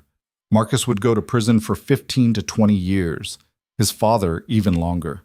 The Hale empire would be dismantled, assets seized, everything they'd built reduced to cautionary tales in business ethics classes. And she was free. How do you feel? Dante asked quietly as they made their way through the crowd toward the exit. I don't know yet, Amelia admitted. Ask me in a few hours. But a few hours later, back at the estate, the reality hit her like a physical blow. She'd been so focused on the trial, on testifying, on surviving each day, that she hadn't let herself think about what came after. Now, with nothing left to fight, nothing left to prove, she had to face the future she'd been too afraid to imagine. She was 7 months pregnant. Her family had disowned her for refusing to protect Marcus. She had no job, no prospects, no clear path forward. Everything she'd built her adult life around, her marriage, her place in a certain social circle, her parents' approval, had burned to ash. All she had left was a baby she was terrified of failing and feelings for a man whose world she didn't fully understand. The panic attack hit without warning. One moment, Amelia was sitting in the library trying to read. The next, she couldn't breathe, her chest tight, her vision tunneling, her heart racing so fast she thought it might explode. Amelia! Dante's voice seemed to come from very far away. Look at me. Focus on my voice. She tried, but the world was spinning, her lungs refusing to work properly, terror clawing at her throat. You're safe, Dante said, his hands on her shoulders, solid and real. You're here, you're safe, and you're going to be okay. Breathe with me. In for 4 counts, hold for 4, out for 4. Come on, with me now. He counted, his voice steady and calm, and slowly, so slowly, Amelia's breathing evened out. The panic receded like a wave pulling back from shore, leaving her shaking and exhausted in its wake. I'm sorry, she managed. I don't know what... Don't apologize. You just survived something traumatic. Your body's processing. He guided her to the sofa, keeping one hand on her back.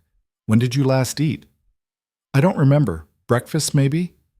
Elena, Dante called, and the housekeeper appeared as if she'd been waiting. Can you bring something light?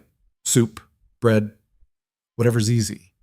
After Elena left, Dante sat beside Amelia, close but not touching, just present. Talk to me. What's going on in your head? Everything. The word came out broken. It's over. The trial, the fighting, all of it. And I don't know what I'm supposed to do now.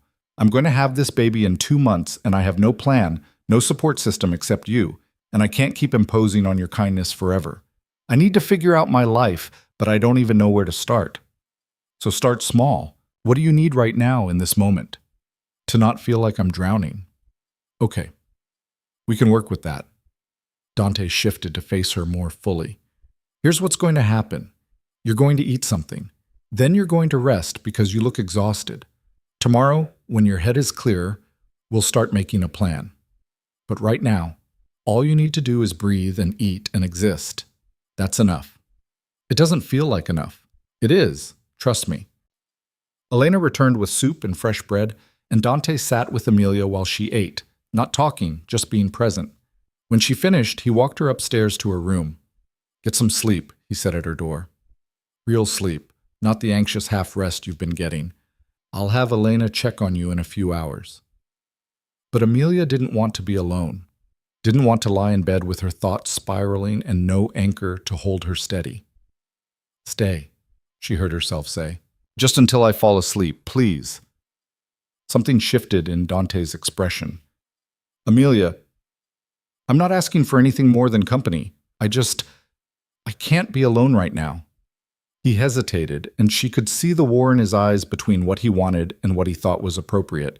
But then he nodded, following her into the room and settling into the armchair near the window while she changed into comfortable clothes and climbed into bed. Tell me something, Amelia said into the darkness. Something true about you that no one else knows. Dante was quiet for so long she thought he might refuse. Then, I'm terrified of being my father, of waking up one day and realizing I've built the same cold, transactional life he had, that I've confused power for connection and ended up alone. You're nothing like that. Amelia searched for the right words. You're the first person in years who's made me feel seen, who's protected me without demanding anything in return. That's not your father, that's you. Maybe. Or maybe I'm just better at hiding the truth. He paused. My father died alone in a hospital bed with no one who actually loved him, just business associates paying respects out of obligation. I looked at him and thought, that's what happens when you treat people like assets, but I don't know if I know how to be different. You're doing it right now, being different. Amelia's eyes were heavy, exhaustion pulling her towards sleep. You could have left me in that restaurant, could have let me figure things out alone. But you didn't. That matters. She didn't hear his response if he made one. Sleep claimed her, deep and dreamless, and when she woke hours later, the room was dark and Dante was gone. But a blanket had been draped over her that hadn't been there before, and on the nightstand was a note in his angular handwriting. You're stronger than you think. Rest. We'll figure out the rest tomorrow. Tomorrow became the next week, and the week after that. Slowly, with Dante's help and Rachel's legal expertise, Amelia started building the framework of a new life. She couldn't work in finance. Too much stigma, too many questions, but she could teach. Rachel connected her with an adult education program that needed someone to teach basic financial literacy to immigrants and low-income families, people who'd been failed by the same systems that had rewarded Marcus's corruption. The work was humbling, fulfilling in ways Amelia hadn't expected. Her students were hungry for knowledge, grateful for her time, completely unconcerned with her scandal-tainted name. They cared that she could explain compound interest in terms that made sense, that she helped them understand credit scores and savings accounts, and how to avoid predatory lenders. For the first time in her adult life, Amelia felt useful, not decorative, not symbolic, but genuinely valuable. You're good at this, Dante said one evening, watching her prepare lesson plans at the desk he'd given her. Teaching, I mean. You light up when you talk about it. It's different than I expected. I thought teaching would be about having all the answers, But it's really about asking the right questions, helping people figure out what they need to know. She looked up at him. I think I might actually be good at something. You're good at a lot of things. You just never had space to discover what they were. The comment stayed with her, settling into the places where self-doubt used to live. She was good at things. Was building a life that didn't require Marcus's money or her parents' approval. Was creating something real and sustainable. But she was also 8 months pregnant, living in a house that wasn't hers, falling deeper every day for a man she wasn't sure she had any right to want. The feelings had become impossible to ignore. The way her heart sped up when Dante entered a room. The way she caught herself watching him when he didn't notice, memorizing the strong line of his jaw, the way his eyes softened when he looked at her. The way her body responded to his nearness, even swollen and awkward with pregnancy. And she was pretty sure he felt it too. Caught his gaze lingering on her more than was strictly appropriate. Noticed how he found excuses to touch her, a hand on her back, help standing from low chairs, steadying her when her balance shifted with her changing center of gravity. But neither of them said anything. The timing was wrong, the situation too complicated, the stakes too high. Then Marcus's sentencing happened, and everything changed. 23 years in federal prison. His father got 30. Both men looked broken as the judge delivered the verdict, their expensive lawyers unable to work the miracles they'd promised. Amelia watched from the gallery, Dante beside her, and felt nothing but relief that it was finally, truly over. Outside the courthouse, a reporter shoved a microphone in her face. Ms. Carter, how does it feel to see your ex-husband sentenced to over 2 decades in prison? It feels like justice, Amelia said simply. For the people he stole from, the clients he betrayed, and the trust he violated. I hope he uses his time to become a better person than he was. Do you have any regrets about testifying? Not even one. What's next for you? Amelia looked at Dante, who stood just out of frame, watching her with something like pride in his eyes. I'm building a life. Teaching, preparing for my baby, moving forward, that's all. But moving forward meant making decisions she'd been avoiding. That night, after they returned to the estate, Amelia sat Dante down in the library. We need to talk, she said, and watched him tense. That phrase never precedes good news. It's not bad news. It's just, I need to start figuring out what happens next. After the baby comes, I mean. I can't stay here forever, Dante. This isn't my home, and I can't keep imposing on you. His expression shuddered. You're not imposing. I've made that clear. I know, but I need to build something sustainable. Find my own place, create a real life for me and my daughter. She pressed her hand to her stomach where the baby was kicking. I'm grateful for everything you've done. You saved me, protected me, gave me space to find myself again. But I can't be dependent on your protection forever. That's just trading one cage for another, even if this one is gilded with kindness instead of indifference. Dante stood abruptly, moving to the window. Is that what you think this is? A cage? No. But it could become one if I'm not careful. If I let myself get too comfortable, too dependent, too... She stopped, not sure how to finish that thought without revealing too much. To what? He turned back to face her and there was something raw in his eyes. Say it, Amelia. Too attached, she whispered. To this house. To this life. To you. The silence that followed was deafening. Dante stared at her, his jaw tight, and Amelia braced herself for rejection. She'd said too much, revealed too much, crossed a line they'd been carefully avoiding. You think you're the only one who's attached? His voice was rough. You think I've just been playing protector, that this has all been about Isabella and redemption and fixing past mistakes? I don't know what to think. You've never said, because I didn't want to pressure you. Didn't want you to feel like staying here came with expectations or obligations. He crossed back to her, dropping to his knees beside her chair the way he had weeks ago. Amelia, I've been falling for you since the night you walked into my restaurant, looking like a drowned angel who'd finally found the courage to choose herself. Every day since then has just made it worse, watching you get stronger, braver, more yourself. Watching you prepare for this baby with love and terror and determination.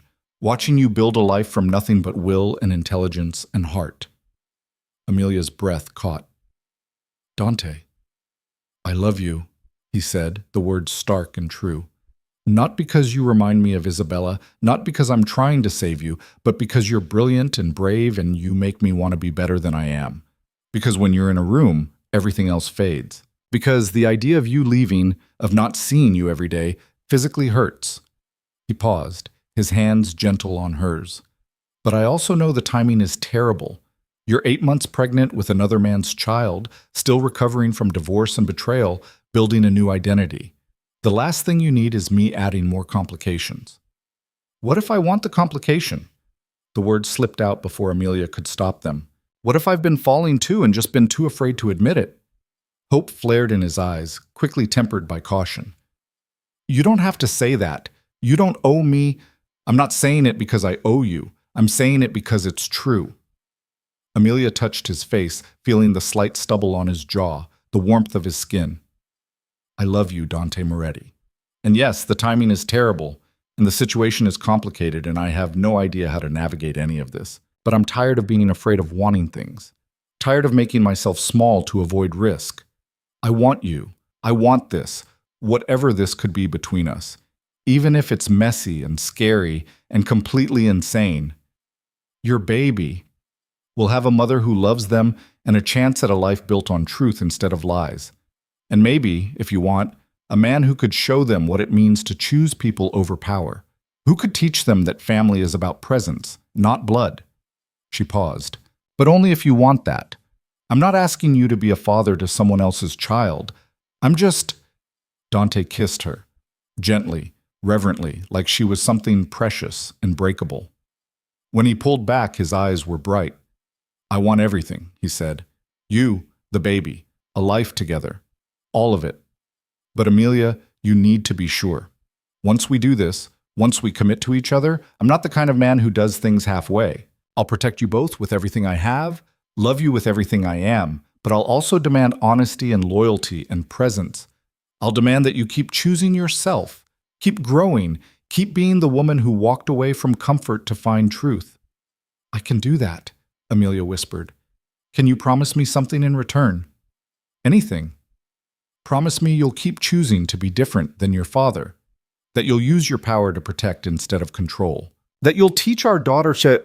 She stopped, the word hanging between them, enormous and terrifying and perfect.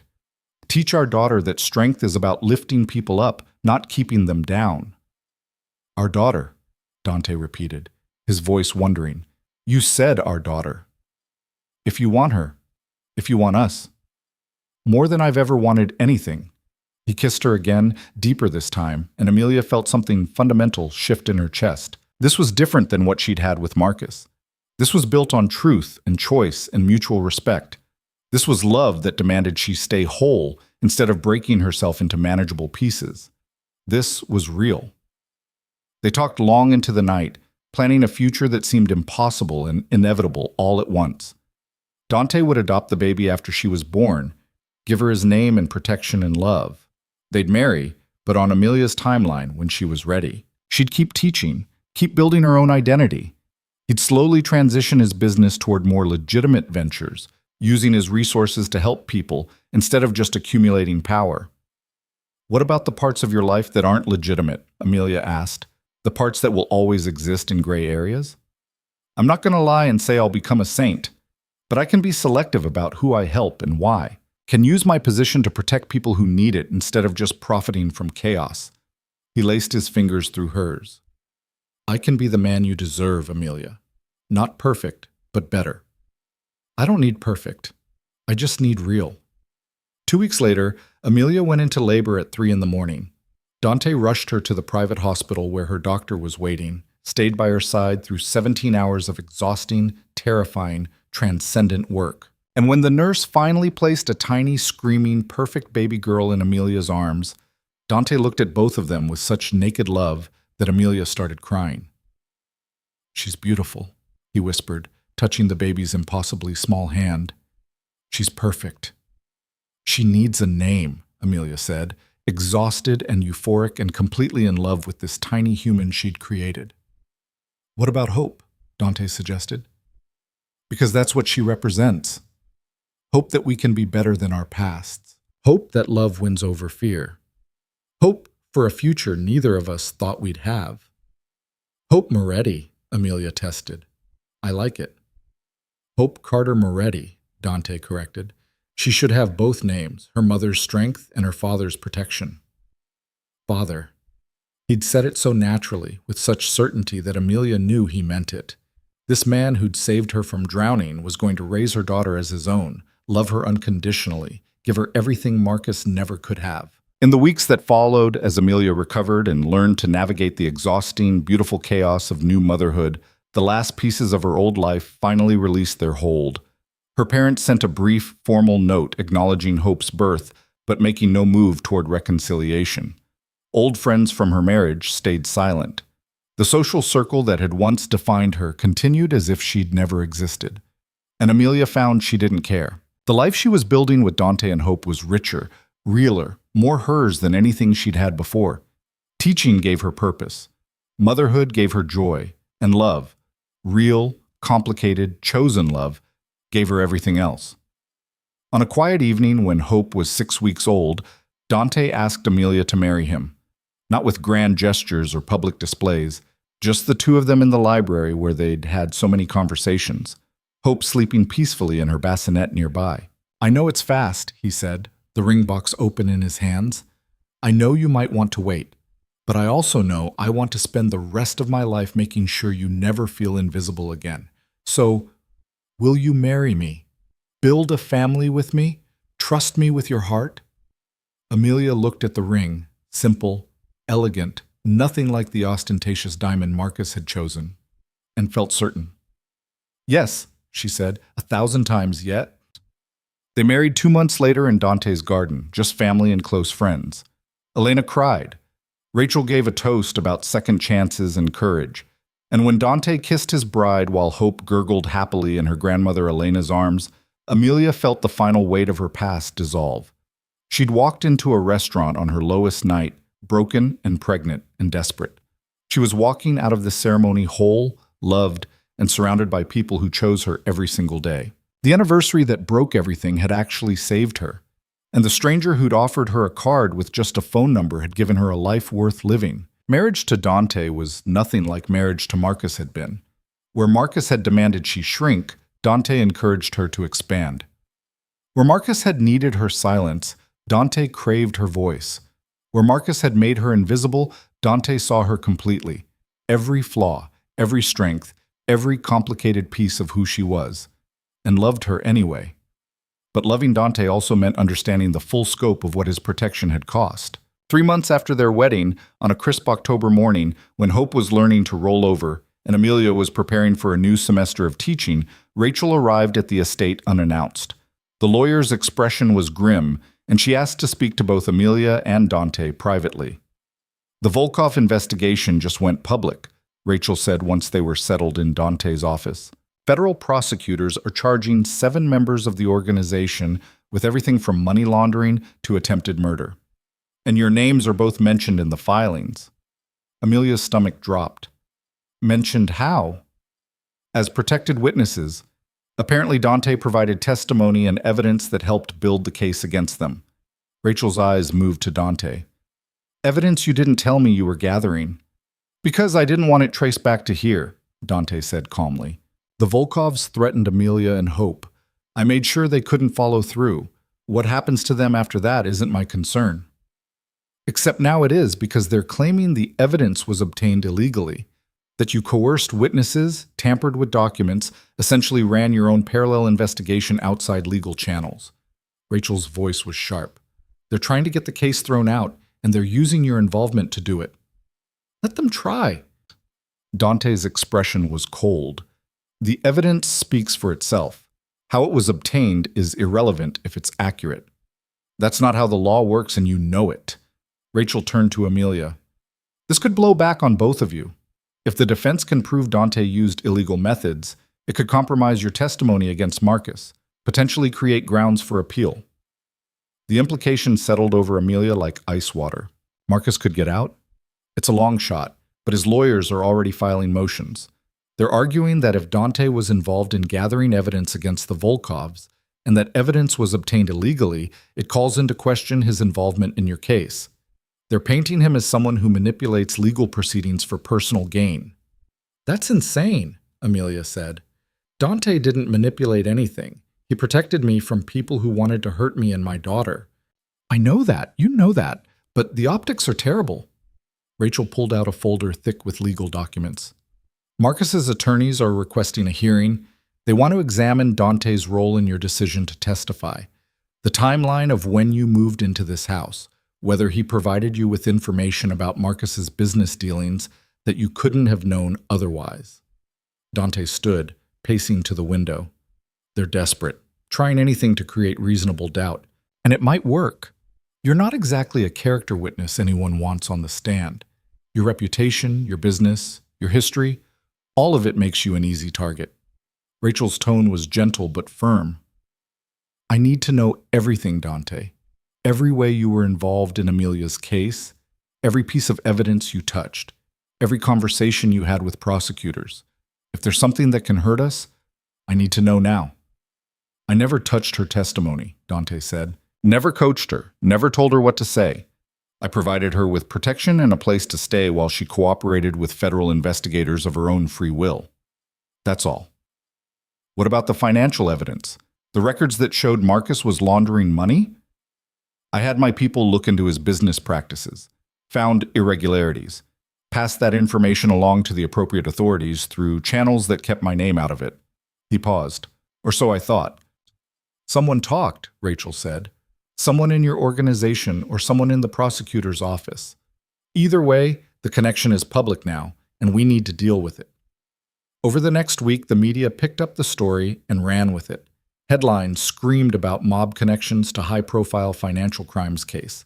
Talking heads on news programs debated whether Amelia had been a victim or a willing participant in Dante's schemes. Old photos of her with Marcus were juxtaposed with recent images of her leaving the estate, creating a narrative of a woman who'd traded one powerful man for another. They're making me look like a gold digger, Amelia said, reading the coverage on her laptop while Hope napped. Like I left Marcus for you because you could offer more protection, more power. People always need a simple story, Dante said, reading over her shoulder. Complicated truth doesn't fit in headlines. But this could destroy everything. Your reputation, my credibility, the case against Marcus. She closed the laptop, unable to read more. Maybe I should talk to Rachel about separation, create distance between us until this blows over. No. The word was sharp, absolute. We don't run from this. We don't let them turn our relationship into something dirty or transactional. Then what do? We tell the truth, all of it, on our terms, before they can twist it further. 2 days later, Dante and Amelia sat for an exclusive interview with a journalist Rachel trusted. The conversation was recorded in their library, Hope playing on a blanket nearby, and they answered every question with unflinching honesty. How did you meet? The journalist asked.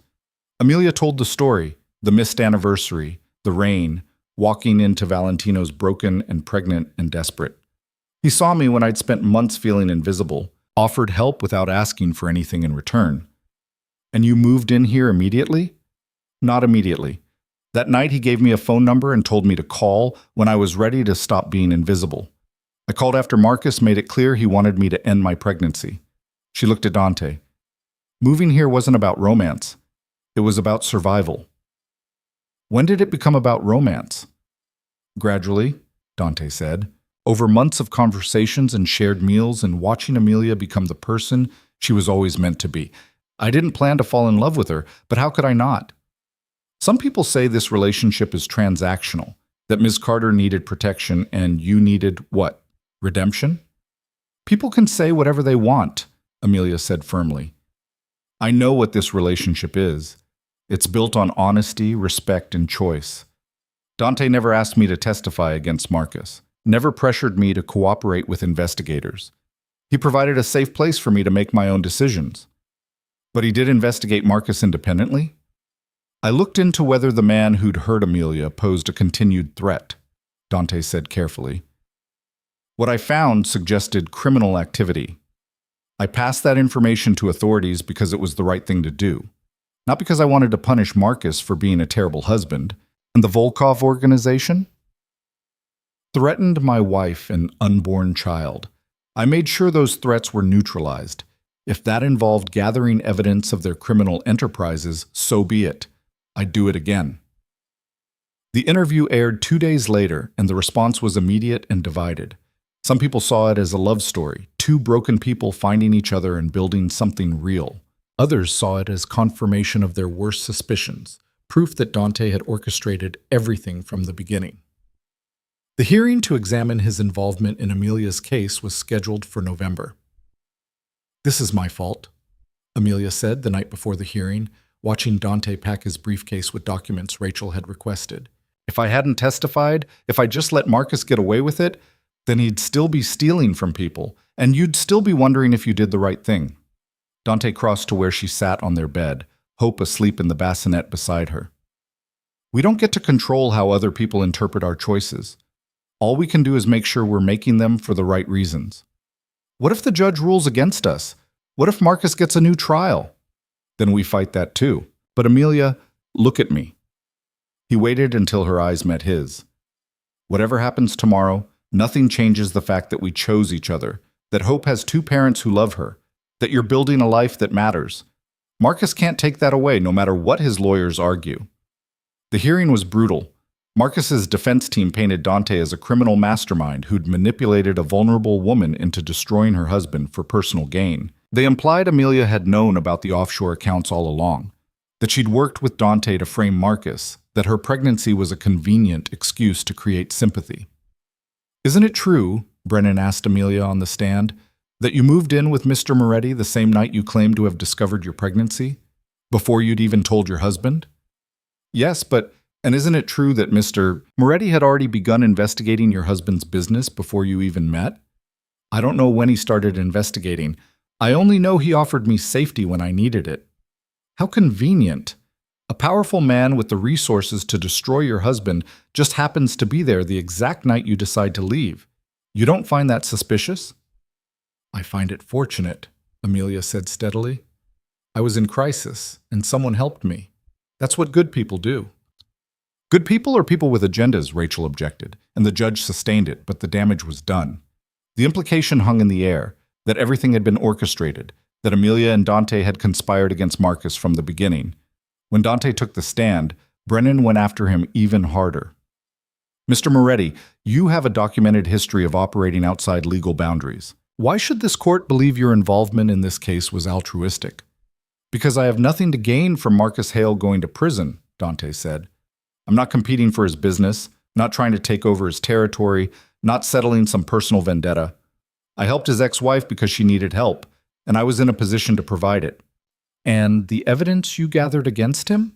The financial records that formed the basis of the prosecution's case?" "I didn't gather evidence against him specifically. I investigated whether he posed a threat to Amelia and discovered evidence of broader criminal activity. What prosecutors chose to do with that information was their decision, not mine." "Very convenient how you can distance yourself from the consequences of your actions." "I don't distance myself from anything. I take full responsibility for protecting my family. If that means Marcus Hale and his father face consequences for their crimes, that's justice, not conspiracy." The hearing lasted 3 days. At the end, the judge took the matter under advisement, saying he'd issue a ruling within 2 weeks. Those 2 weeks were the longest of Amelia's life. She tried to focus on hope, on teaching, on the life they were building, but the uncertainty gnawed at her. What if the judge ruled that Dante's involvement had tainted the case? What if Marcus got a new trial, or worse, got out? "I can't stop thinking about what happens if we lose," she told Dante one night after putting Hope to bed. "Then we adapt. We've done it before." "It's not that simple. If Marcus gets out, if he's vindicated, he could come after Hope, claim parental rights, argue that you manipulated me into keeping her from him." He signed away those rights in the divorce settlement, which his lawyers could argue was signed under duress. They could paint it all as part of your manipulation, that you isolated me from my family, convinced me to testify, made me dependent on you. Her voice was rising, panic creeping in. "They could take her, Dante. They could take our daughter." "They won't." He pulled her into his arms, solid and certain.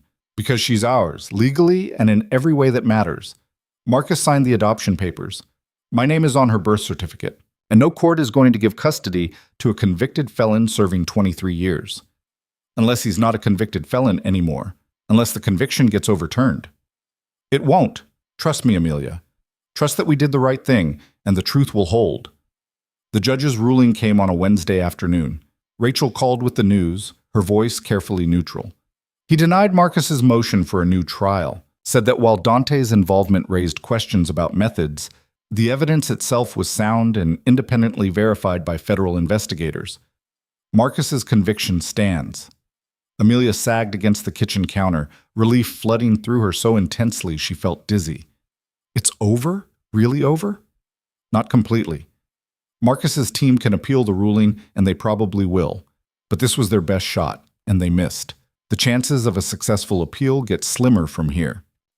After she hung up, Amelia found Dante in his office and threw her arms around him. We won. The conviction stands. He held her tight, and she felt the tension drain from his body. I told you to trust.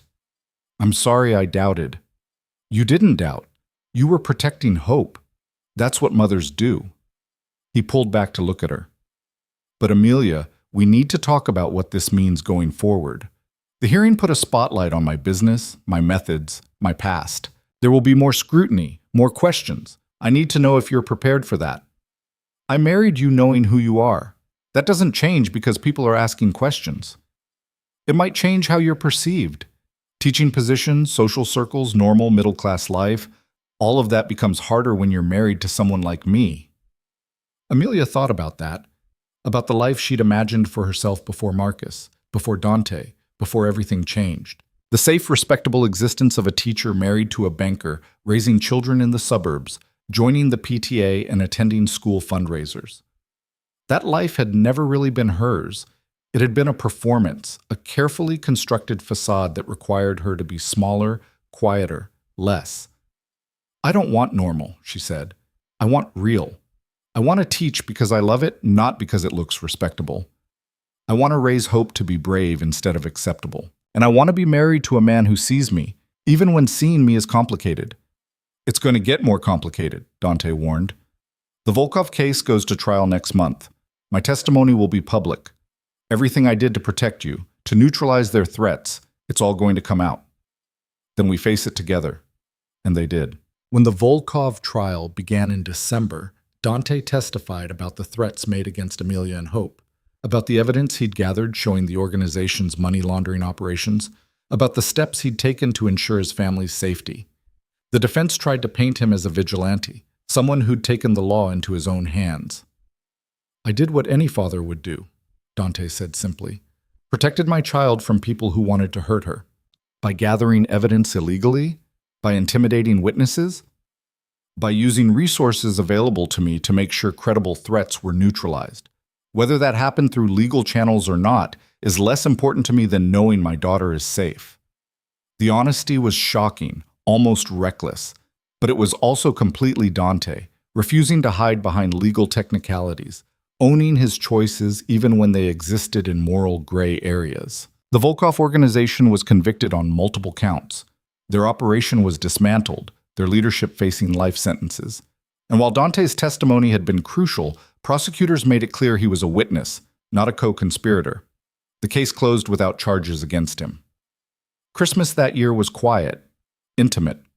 Just Dante, Amelia, Hope, and Elena, who'd become more family than employee. They exchanged simple gifts, ate too much food, and watched Hope's eyes go wide at the lights on the tree. I never thought I'd have this, Amelia said that night, Hope asleep in her arms, Dante beside her on the sofa. A real family. A home that feels like mine. Love that doesn't require me to disappear. You always deserved this. You just had to find the courage to choose it. We chose it, she corrected. Together. The new year brought new challenges and new victories. Amelia's teaching program expanded, and she was asked to develop curriculum for financial literacy courses in 3 additional community centers. The work was demanding but fulfilling, giving her a sense of purpose that had nothing to do with who she was married to or what her last name had been. Dante, true to his word, began slowly transitioning his business toward more legitimate ventures. He wouldn't, completely abandoned the networks and resources that had built his power. But he became more selective, using his influence to protect people who needed it rather than simply profit from chaos. "I'm building something for Hope," he explained one evening, showing Amelia plans for a foundation that would provide legal defense and support for victims of financial crimes, so that when she's old enough to understand what I do, she can see I used what I had to help people, not just control them. "See, she's going to be so proud of you," Amelia said, studying the detailed plans. "I already am." On Hope's first birthday, they threw a party in the garden where Dante and Amelia had married. Friends from Amelia's teaching program mingled with members of Dante's organization who'd become protective of the little girl who'd somehow made their boss softer. Elena baked a massive cake. Hope smashed her face into it with gleeful abandon. Watching her daughter laugh, covered in frosting, surrounded by people who loved her unconditionally, Amelia felt the final ghost of her old life release its hold. She'd spent so long being afraid of judgment, afraid of failure, afraid of choosing wrong. But standing in Dante's garden, holding the hand of a man who'd helped her remember how to be brave, she finally understood what freedom felt like.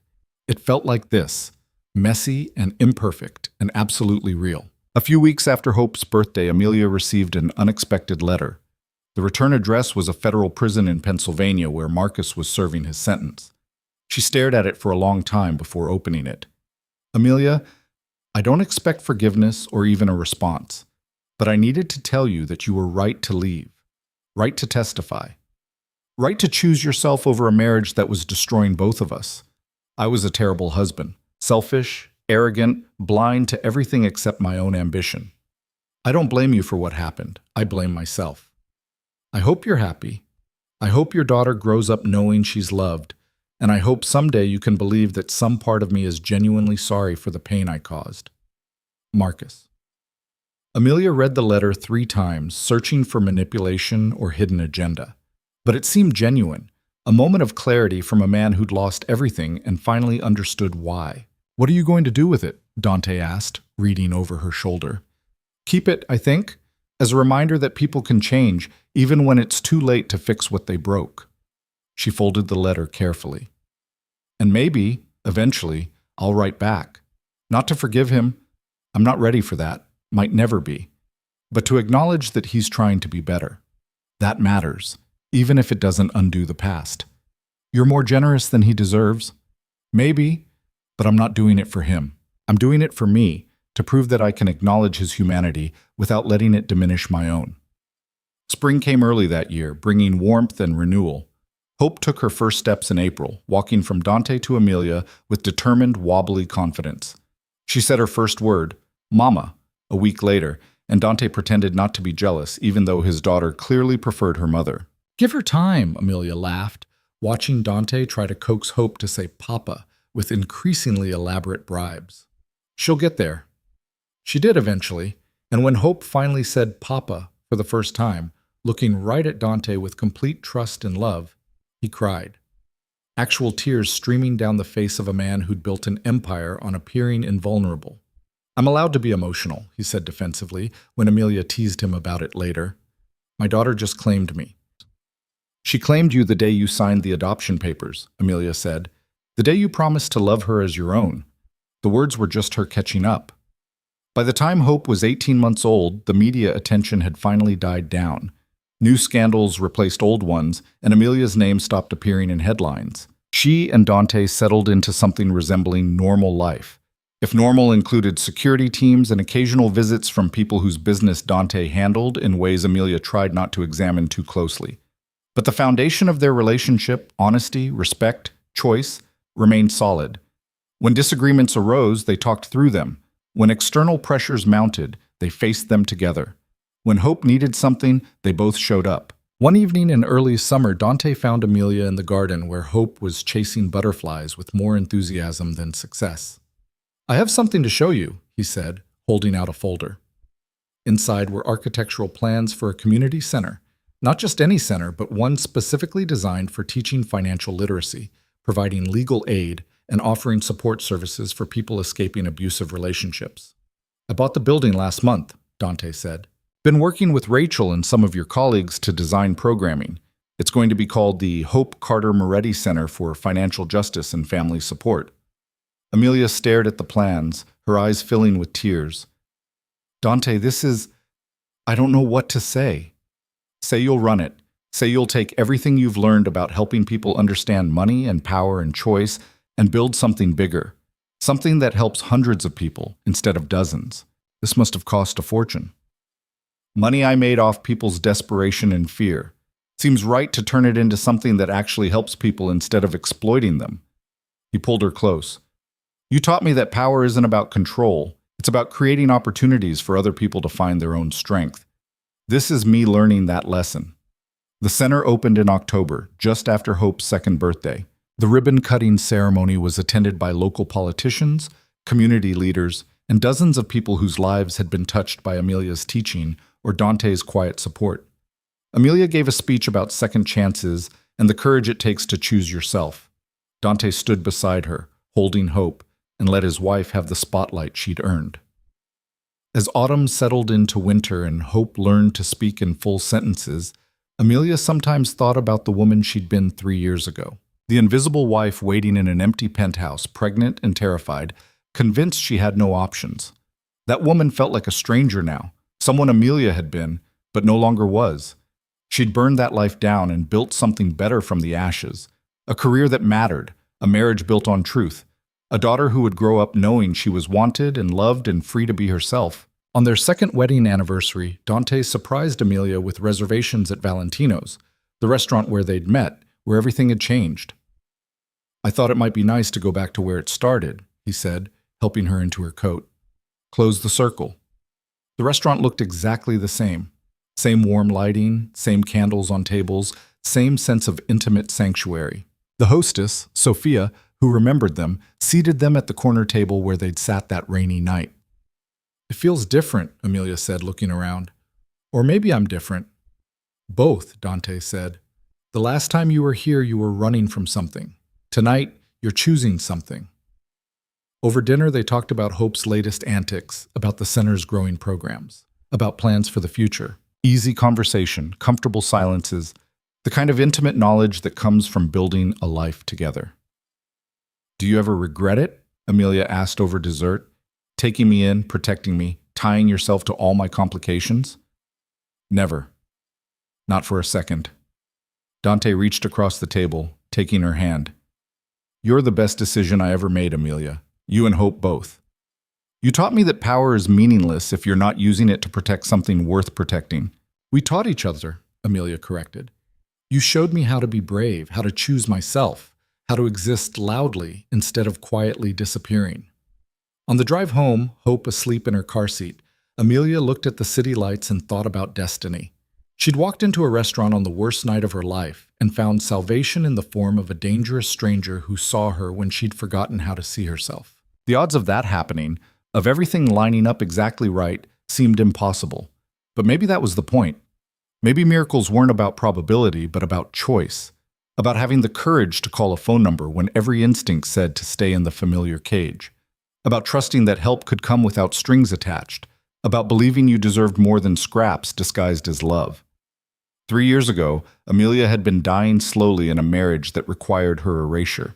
Today, she was thriving in a life built on her own terms, raising a daughter who would never have to choose between love and self. Married to a man who demanded she stay whole. The pregnancy test with 2 pink lines had changed everything. But it hadn't saved her. She'd saved herself. Dante had just given her the space and safety to do it. And hope, beautiful, fierce, perfect hope, was the proof that sometimes the worst moments lead to the best beginnings. That courage is contagious. That love, when it's real, demands you be yourself instead of a carefully edited version designed to please others. As they pulled through the gates of the estate, home, their home, the place where they'd built something real and messy and true, Amelia felt complete. Not because her life was perfect or her past was erased, but because she'd stopped waiting for permission to exist. She'd claimed her life, her choices, her power, and she'd used all of it to build something worth protecting. The little girl in the back seat, the man beside her, the work that gave her purpose, the love that demanded she stay brave. This was what freedom looked like. Not an ending, but a beginning that never stopped unfolding.